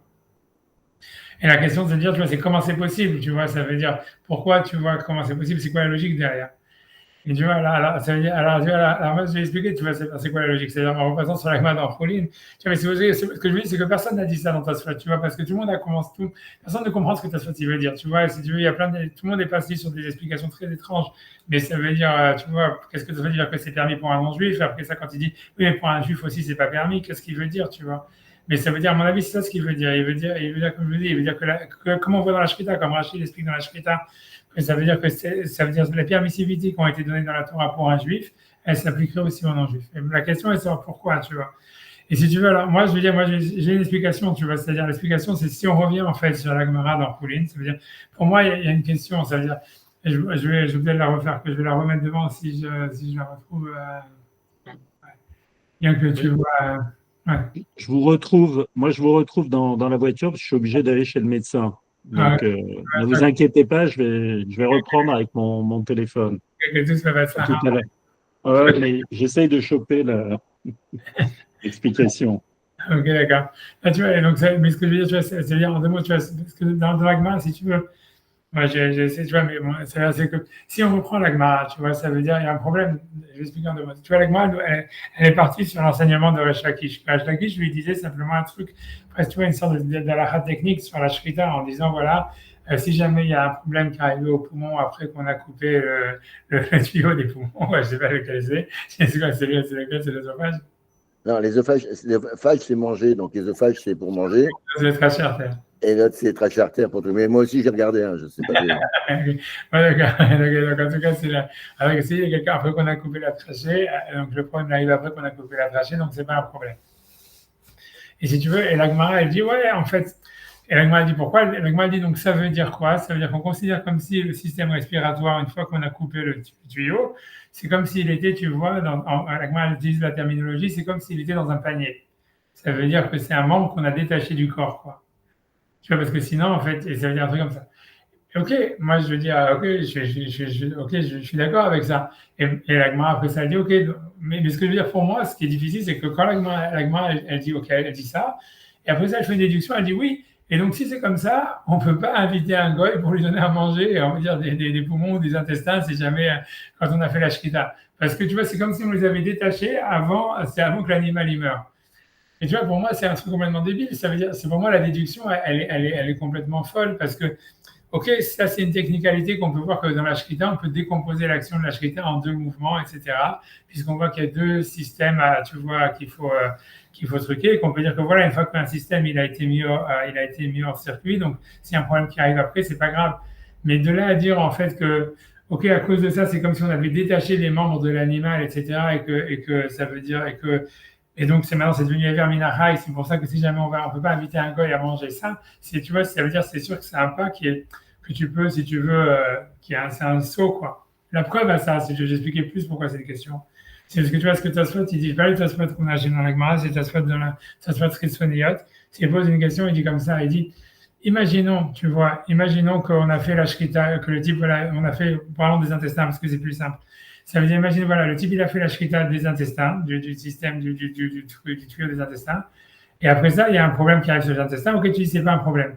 Mais imagine, le type, il s'arrête là et il dit, voilà, ben maintenant, je vais manger les intestins. Est-ce que tu vois, est-ce qu'un juif, il peut faire ça? C'est sûr que non, tu vois, parce qu'il faut finir la shrita pour que l'animal soit caché. Tu vois, ça veut dire, la shrita, c'est couper les deux trucs.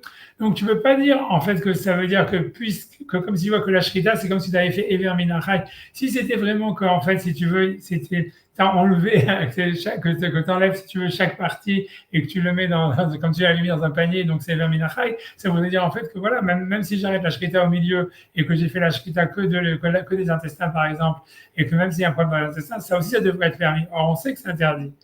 Donc, même pour un juif. Donc, ça veut dire en fait que même si Resh Lakish, il a dit, ah, voilà, comme on a dit, s'il y a un problème sur un des deux systèmes entre les deux, c'est pas grave. C'est parce que lui dit qu'on voilà, on décompose l'action de la Shrita en deux mouvements, mais ça veut pas dire vraiment qu'on a coupé un membre, tu vois, au point de dire, ah, voilà, maintenant c'est Verminachai. Tu vois, parce que si c'était Verminachai, même pour un juif, et que la Torah l'avait permis à cause de la Shrita, alors même pour un juif, ça devrait être permis d'arrêter la Shrita au milieu et de manger les intestins, par exemple. Or, on n'a pas vu ça, tu vois.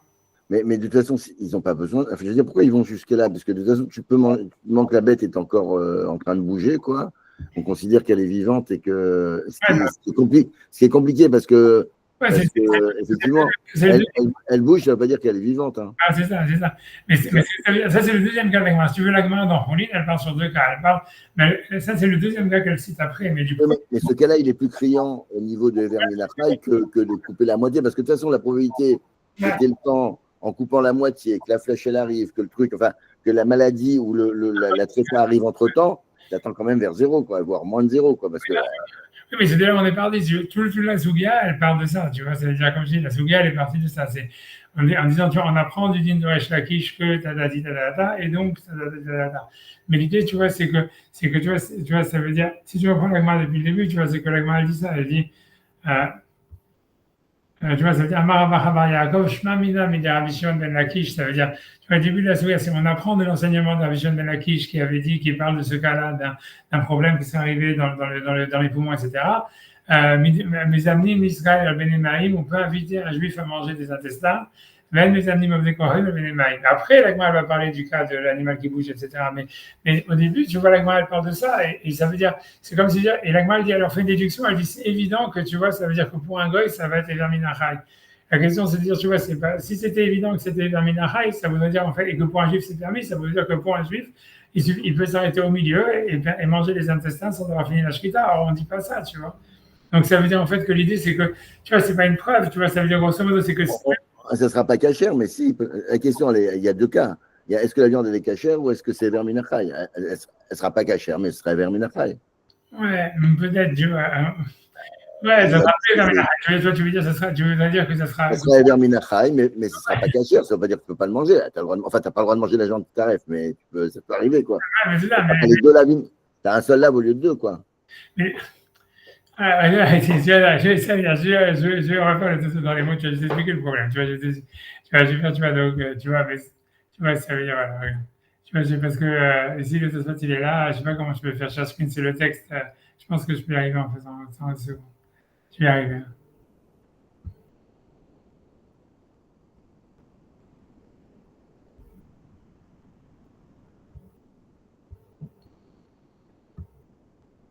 Ouais, je pense que ça va marcher, voilà. Donc, je ne sais pas si je peux zoomer. Je fais de mon mieux. Ça veut dire, donc je ne sais pas, va dans faire de marché. Donc, ici, tu vois, donc, ça veut dire que quand Tosfot, donc ici, il dit, donc ici, donc, si je sais pas, ici, de la chita mekoubet, c'est que tout le de Tosfot kadem zeleshuna. Donc, ça veut dire parce que, grosso modo, Tosfot, il a posé la question. Ça veut dire, Tosfot, je veux dire, ça veut dire que d'un côté, avant, j'aurais dû faire Tosfot avant, mais ça veut dire, Tosfot, il pose la question, comme le Lechem Mishneh, il a dit, c'est-à-dire, la question de Tosfot, c'est de dire, comment est-ce que la Gemara, elle peut dire, comment quelque chose peut être permis? Puisque la Gemara, chez nous, elle demande, elle dit dans Choulin, elle dit, comment cette viande, elle peut être permise à un juif, alors qu'elle interdit à un goy? On n'a jamais trouvé quelque chose qui est permis à un juif qui est interdit à un goy. Et sur ça, là, Tosfot, il pose la question, il dit, oui, mais tu peux dire que la raison pourquoi c'est permis, c'est parce qu'en fait, le juif, il peut faire la shrita et le goy, il ne peut pas faire la shrita. Comme il a dit le Lechem Mishneh, comme on voit avec la Liefat Torah, où la Gemara a dit, voilà, la raison pour laquelle un juif peut faire la Liefat Torah, c'est parce qu'il peut conquérir, alors qu'un goy ne peut pas conquérir. Et sur ça, ok, donc pourquoi la Gemara n'a pas dit ça? Et sur ça, le Tosfot, donc Tosfot Rissonim, c'est un autre Tosfot, il répond sur ça, il dit, ça veut dire qu'il n'y a pas une raison véritablement de permettre à un juif la viande. C'est pour ça qu'elle n'avait pas utilisé cette logique. Pourquoi Israël, que de la même manière que pour un juif, même si donc, il a fait la shrita donc, du tuyau de la respiration, par exemple, Area Kemunachet Vedikula Damia. Et donc, on te dit que l'Agma a dit avant qu'on considère comme si le poumon, tout le système respiratoire, il était posé dans un panier. Ça veut dire comme s'il était séparé du corps de l'animal. Et c'est pour ça qu'on s'en fout maintenant de ce qui va arriver à ses poumons. La filouachi, mais malgré tout, enamuteret vachila. Malgré tout, le juif, il ne peut pas la consommer. Jusqu'à ce qu'il fasse la shrita de la majorité du deuxième tuyau. Donc on voit qu'on ne se considère pas nécessairement comme décollée du corps de l'animal, parce que si on la considère comme décollée du corps de l'animal, il veut dire qu'elle devrait être permise, même si on ne fait pas la suite de la shrita. Il y a un col, maintenant il faut que une seconde, parce que je suis un petit peu, je vais essayer de, col, je vais faire ça une seconde, je peux pas dire. אפילו הכי מותרת באכילה שישחוט בערוב שניים ולא חשבתי מפרשת כל כמה דלא שחית בערוב שניים. On ne considère pas en fait que ça veut dire il a fait la shrita tant qu'il a pas fait la shrita de la majorité des deux signes. Et donc c'est uniquement quand on a fait la shrita des deux simanim que c'est permis. Donc il dit achidami livne noach, ça serait la même chose en fait en ce qui concerne un non-juif. Avalbish shemeyad shenishketu, que bien qu'en fait on pourrait dire voilà maintenant il a fait la shrita à simanim amrinan keman de munachat bedikula. Et donc même si on disait voilà maintenant les simanim c'est comme s'ils étaient dans un panier, afilu achi malgré tout enamuteret ela lachar mita, ça veut dire on pourrait permettre qu'une fois que l'animal il est mort. Ramita tabema qu'après la mort de l'animal. Et tu vois, moi ce que je veux dire, tu vois, ça veut dire, voilà, je vais expliquer ce que je veux dire avec ça. Ça veut dire, grosso modo, ce que tu veux dire, ta médialité c'est comme ça, c'est que c'est difficile, en tout cas pour moi, ça reste, tu vois, très bizarre. Ça veut dire, et c'est là ce que je pense de ce que je pense de Tosfot, c'est que la Gemara, elle a voulu apprendre du din ça veut dire de la halakha, elle a voulu prendre du din de Resh Lakish. Parce que moi j'ai envie de récupérer mon écran, une seconde, parce que je vois rien moi, une seconde. C'est-à-dire que la Gemara, elle a voulu prendre du din, elle a voulu prendre du din de Resh Lakish, elle a voulu prendre du din de Resh Lakish qui parlait donc dans le cas où il y a un problème dans les poumons, que puisque selon Resh Lakish, il y a un problème dans les poumons qui a apparu après qu'on a coupé un des simanim, alors ça veut dire que c'est comme s'ils étaient mis dans un panier.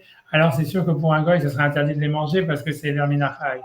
Alors que cette halakha, a priori, c'est une halakha qui est spécifique à la shrita, et que même selon Resh Lakish, en fait, pour que la shrita soit cachère, il faut finir les deux simanim. Et si tu veux, et c'est une manière, si tu veux, ce que Resh Lakish il a dit, c'est simplement une manière théorique d'envisager la shrita et de dire voilà que si jamais il y a un problème, c'est comme si on décompose la shrita en deux actions et c'est pas nécessaire qu'à cause de ça, ça devient un problème de verminachai pour un goy. Tu vois ce que je veux dire?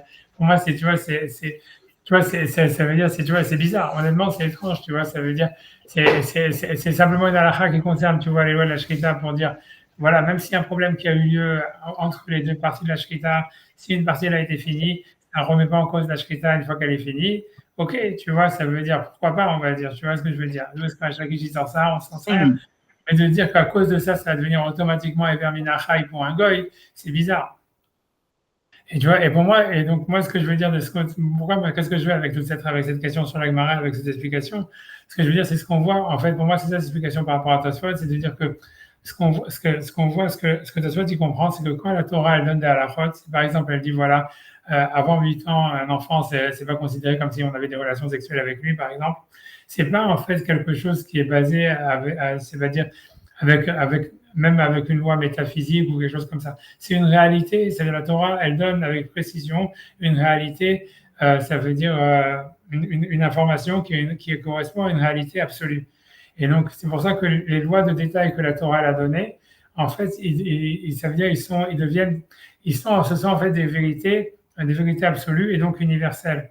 Et donc, si la Torah elle dit par exemple un homme qui va mourir dans moins de 12 mois, en fait, il n'est pas considéré comme vivant. Ça veut dire cette loi, peut-être que les Bnei Noach n'avaient pas reçu avant le don de la Torah, mais une fois que la Torah a donné cette loi, ça veut dire, ça devient qu'une réalité, que ça veut dire, ça nous apprend la réalité telle qu'elle est, qu'un homme qui est condamné à mort, en fait, il n'est pas considéré comme un être vivant en ce qui concerne, un acte si on le tue, quoi, un acte d'homicide. La même chose avec un embryon. Ça veut dire que pour moi, ce que j'apprends du fait que la Gemara déduit ça, en fait, simplement d'une vision théorique qu'il y a sur la Shrita, ça veut dire qu'elle veut déduire que ça deviendrait Ever Minachai à cause d'une vision simplement de l'enseignement théorique que Resh Lakish il a sur la Shrita.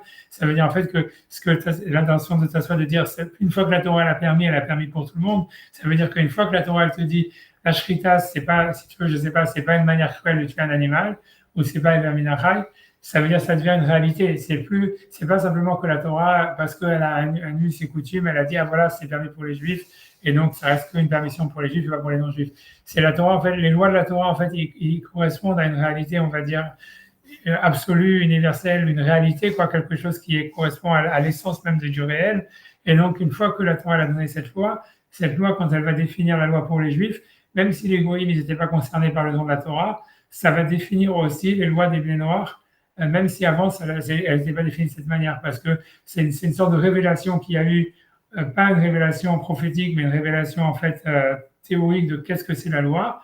Et cette véracité de la loi, elle doit s'appliquer au Shema Mitzvot Bnei Noach rétroactivement, parce que c'est un enseignement, quoi. C'est comme si quelqu'un il a découvert, je sais pas, l'atome, ou il a découvert, j'en sais rien, tu vois. C'est un progrès qui doit se faire. Ça serait comme une sorte de progrès scientifique, si tu veux, au niveau légal, que même si c'était pas un progrès que Hachem il avait donné à Adam Arishon ou à Noach, automatiquement, il doit s'appliquer partout, quoi, parce que c'est une réalité.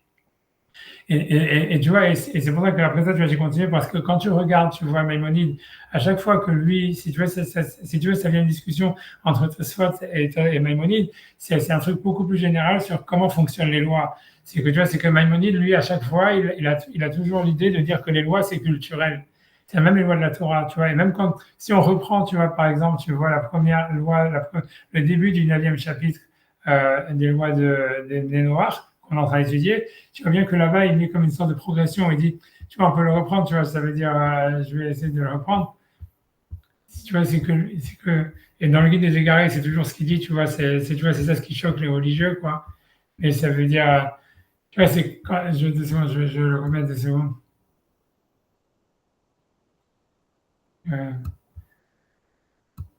Tu vois, c'est quand il parlait, tu vois, donc ça c'est le Rambam au début des lois des lois noachides. Tu vois, et quand il dit comme ça, il dit, tu vois, le Shishat Varim Nistava Adam Arishon à la Vodazara, ça veut dire al Birkat Hashem, ça veut dire l'interdit de la Vodazara, de Mounir Hashem, Shfichut Damim, l'homicide, à Gilou Arayot, les relations interdites, à la Gezel, sur le vol, à la Dinim, d'avoir les tribunaux, à Filou, Shavalbi Shem Kulan Kabbalah, Beyadenu, Moshe Rabbeinu. Tu vois, ça veut dire, bien que c'est donc tout ça, c'est une tradition qu'on a de Moshe Rabbeinu, Vadat Nota Lahen, et c'est des choses que l'esprit il oblige, on va dire, il fait penser qu'il faut les faire. Mirchal Divrei Torah, Yiresh Alelu Nistavu, et donc on voit que c'est sur ça qu'il avait été ordonné. Après il dit aussi le Noach Ever Minachai, c'est sur un Noach on a rajouté l'interdit de Ever Minachai.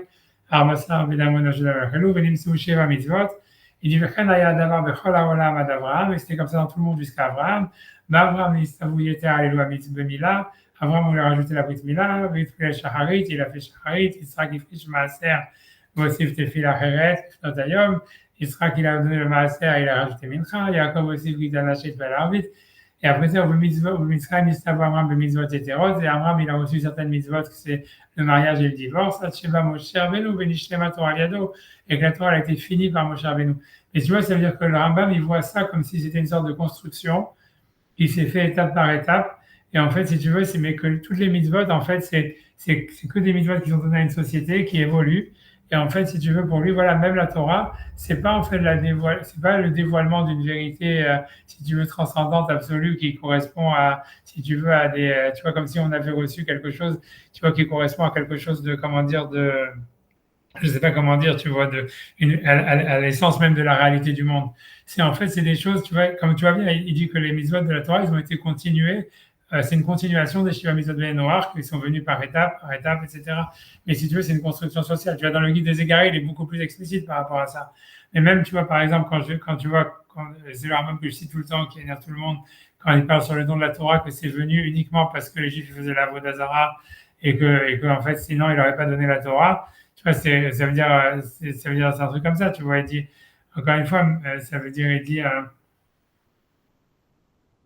j'attends que le Rambam je vais l'apparaisse. Bon, ça c'est un très long Rambam, mais je ne vais pas le faire en entier.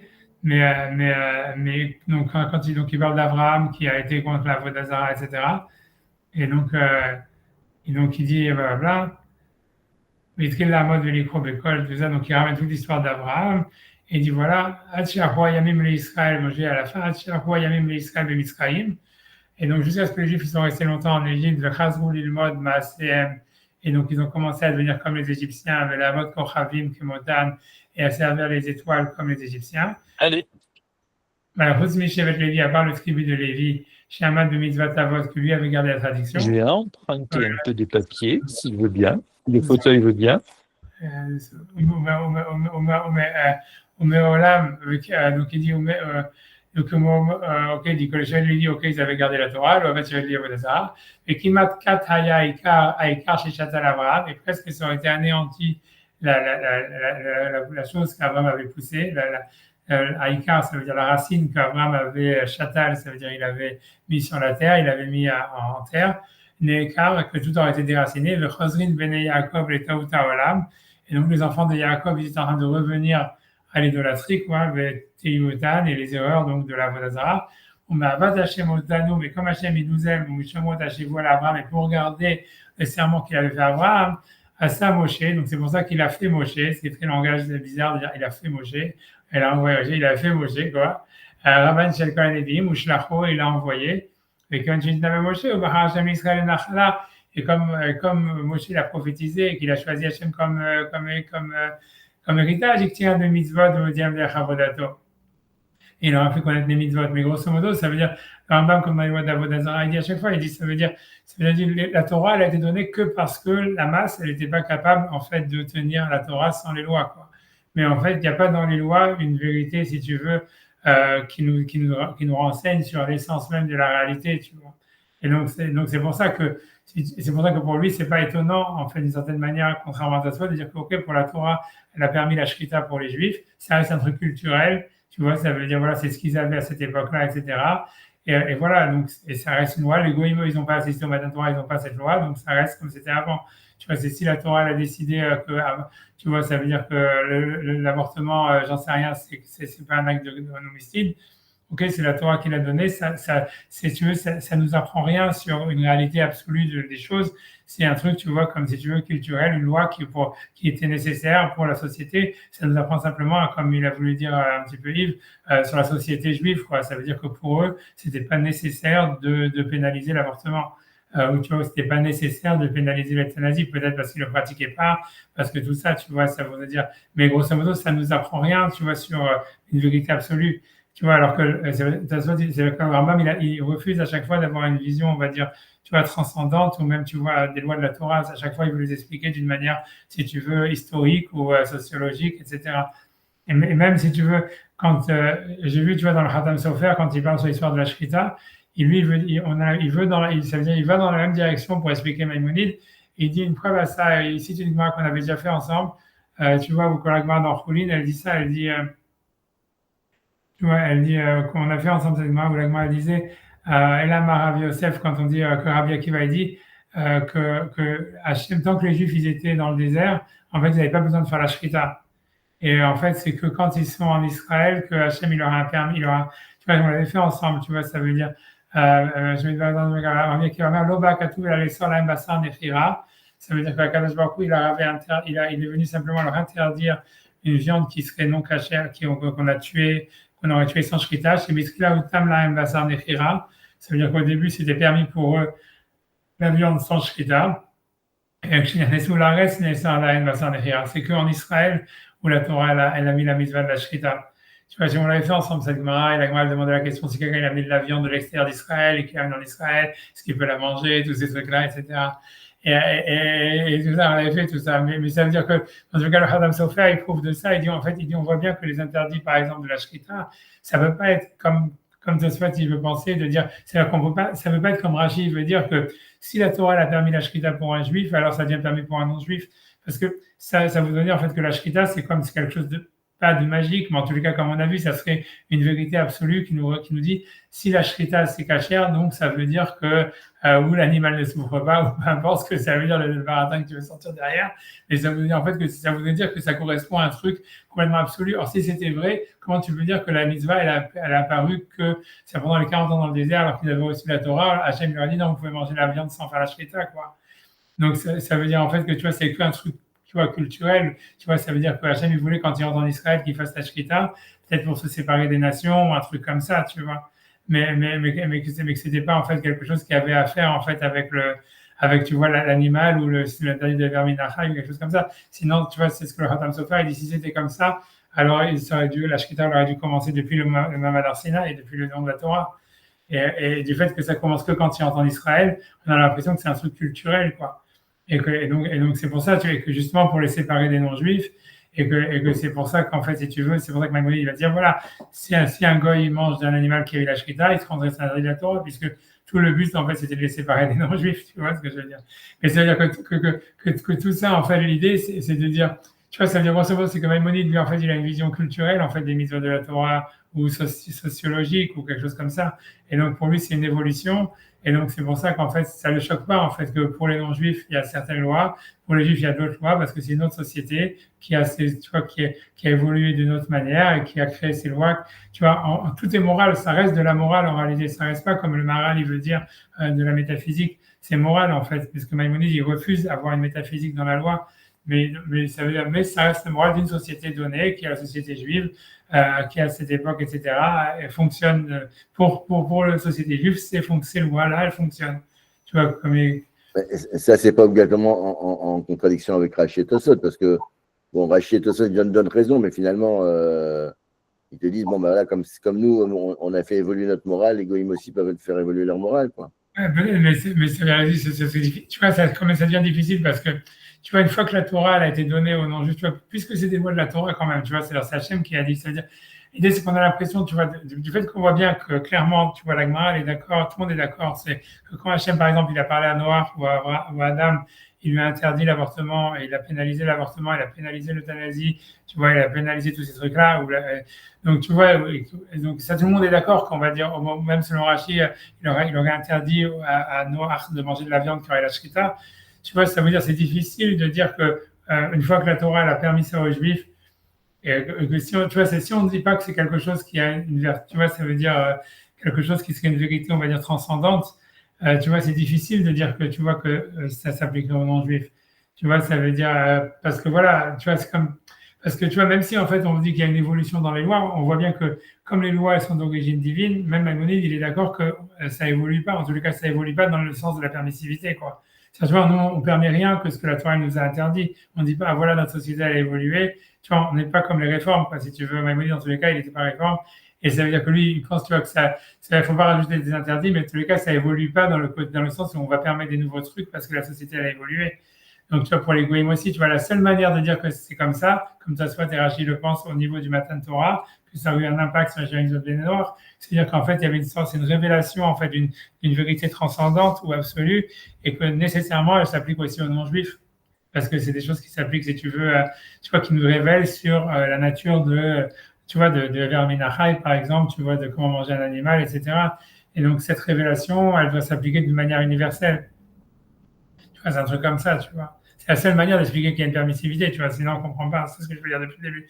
Et que ça corrobore, tu vois, ce que l'Agmara dans Roulin qui veut apprendre d'une loi super théorique sur la Shrita, comme on a dit avec Rach Lakish, que en fait, c'est une vision de l'esprit en réalité. Et tu vois, ça veut dire qu'en tant que loi de Shrita elle-même, cette histoire de dire, ah voilà, on va considérer les deux simanim comme séparés, etc.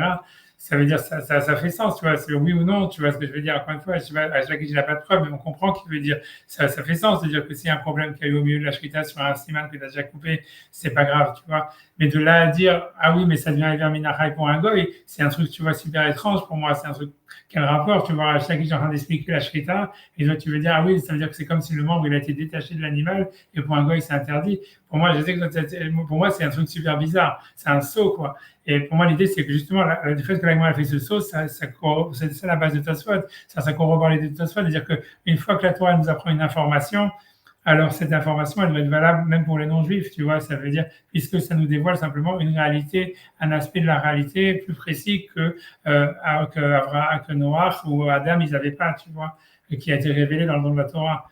Et donc, c'est pour ça que la elle fait ce calcul, tu vois, et qu'elle dit, ah, donc ça devrait être un minachai. Ben voilà, à la fin, elle dit, oui, c'est vrai, mais comme la Torah l'a permis pour un juif, ça devient permis pour un goy. Tu vois, mais parce que, tu vois, c'est une vérité absolue, quoi. Voilà. C'est comme ça, tu vois, en fait, que voilà, c'est comme ça que moi je vois la chose, en tous les cas. Et voilà, en tous les cas, ce que je veux dire, c'est que, grosso modo, c'est pour vous dire, pour être honnête avec vous, il y a un troisième avis qui est beaucoup plus minoritaire et beaucoup plus difficile, en fait, à chercher. Bien que c'est celui que tout le monde aime le plus, tu vois, c'est-à-dire, parce que si tu veux, il y a trois avis. Il y a l'avis de dire, tu vois, comme Maïmonide, de dire, grosso modo, pour les juifs, c'est permis, pour les goïs, c'est interdit, tu vois, comme on a vu. Il y a l'avis de Tosfot qui est de dire que puisque c'est permis pour les juifs, c'est permis pour les goïs. Et puis, évidemment, il y a un troisième avis qui est de dire, non, mais puisque c'est interdit pour les goïs, c'est aussi interdit pour les juifs. Et ça, c'est un avis qui existe, tu vois, dans des rishonim beaucoup plus, tu vois, scabreux. Mais tu vois, c'est clair que c'est ça ce que tout le monde aime, tu vois ce que je veux dire. Ça veut dire que quand tu vas rechercher, tu vois, dans le Shulchan Aruch, etc., ils vont comme d'habitude, tu vois, essayer, tu vois, de derrière les mots, de dire ce cas, parce que si tu veux, voilà, mais cet avis-là, tu vois, j'en ai pas parlé, tu vois, etc. Et bon, ça veut dire parce qu'il est beaucoup plus, déjà, rien que trouver la source, honnêtement, c'est plus difficile, tu vois, ça veut dire, c'est plus difficile, puisqu'on dans la Gemara, on voit plus le contraire, honnêtement, tu vois, mais ceux qui réfléchissent comme ça, il y a des rishonim séfarades du 13 ou 14e siècle qui ont, tu vois, qui ont essayé, tu vois, de tirer la charrue, tu vois, d'expliquer, de dire non, mais ça veut dire c'est vraiment interdit. Ça veut dire, par exemple, je vais donner un exemple, tu vois, c'est quand, par exemple, la Gemara semble dire, tu vois, décriminaliser l'avortement. Tu vois, il y a le Rem, Rabbi Eliyahu Mizrahi, c'est un Rav, tu vois, séfarade du 14e, 13e. Lui, il fait tout un calcul pour expliquer non, mais c'est parce qu'en fait, on ne sait pas si l'embryon aurait été viable ou pas, donc dans le doute, on ne peut pas appliquer la peine de mort, etc., etc. Mais c'est pas parce qu'en fait, c'est pas un crime, tu vois. Il va dire la même chose en ce qui concerne l'euthanasie, il va dire la même chose, tu vois, parce que pour lui, il veut dire, comme ça fait partie des Shia Mitzvot Noirs, donc lui, son raisonnement, il est le plus logique en réalité. C'est de dire, puisque c'est interdit, la Torah dit clairement que c'est interdit aux Bnei Noirs, comment ça va être permis pour les Juifs? Donc lui, il veut dire, il faut tirer la charrue pour dire non, que c'est pas permis, quoi, grosso modo. Tu vois, ça veut dire. Et donc, ok, avec la Shrita, je sais pas comment il se débrouille, tu vois ce que je veux dire. C'est sûr que c'est pour ça qu'il y a à la fin, il ne peut pas tout répondre, tu vois. Et le Maharal de Prague, lui-même, tu vois, là-bas, parce que c'est dans le commentaire de Rashi que le Réam, il dit ça, et lui-même, il dit c'est n'importe quoi, ces raisonnements, ils sont foireux, etc. Mais c'est vrai que c'est foireux, mais grosso modo, c'est quand même la manière la plus logique de penser, quoi. Ça veut dire, ça marche pas avec les Gemarot, ça marche avec rien. Mais en fait, c'est sûr que la logique, la première, ça serait de dire si ça a été interdit aux Bnei Noach, donc ça reste interdit pour les Juifs, et tous les passages qui disent que c'est permis, en fait, si tu veux, il faut essayer de leur trouver des explications. Et c'est difficile, grosso modo. Mais je vous dis ce point, simplement par honnêteté, je vous dis que cet avis, il existe dans les Rishonim, quoi. Et voilà, et beaucoup dans la Lacha, ils prennent ça, tu vois. Ça veut dire beaucoup, ils veulent à chaque fois, tu comprends, aller là-dedans, tu vois. Voilà. Voilà, rajouter sur cette histoire. Je suis content, en fait, tu vois, ça fait un peu parce que voilà, parce qu'à chaque fois on touchait ce problème-là de l'Agma qui répète à chaque fois est-ce qu'il y a quelque chose qui peut être permis pour les juifs et interdit pour les non-juifs. Et comme je dis, dans plein de traités, on le retrouve et on a vu que Maïmonide n'en avait rien à foutre. Pour moi, voilà, là, on a regardé ce sujet, voilà, on est rentré dedans, voilà, et on a vu voilà l'histoire. Voilà, ils disent, j'ai rien d'autre à rajouter sur ça. Je souhaite une bonne après-midi et tout, et que de bonnes nouvelles pour tout le monde. Et voilà. Merci. Et à ce soir, à ce soir et à demain. Voilà, À ce soir, si vous le voulez bien. Ouais, Bezrat Hashem, Bezrat Hashem. Allez, cool tout. Cool tout. Allez.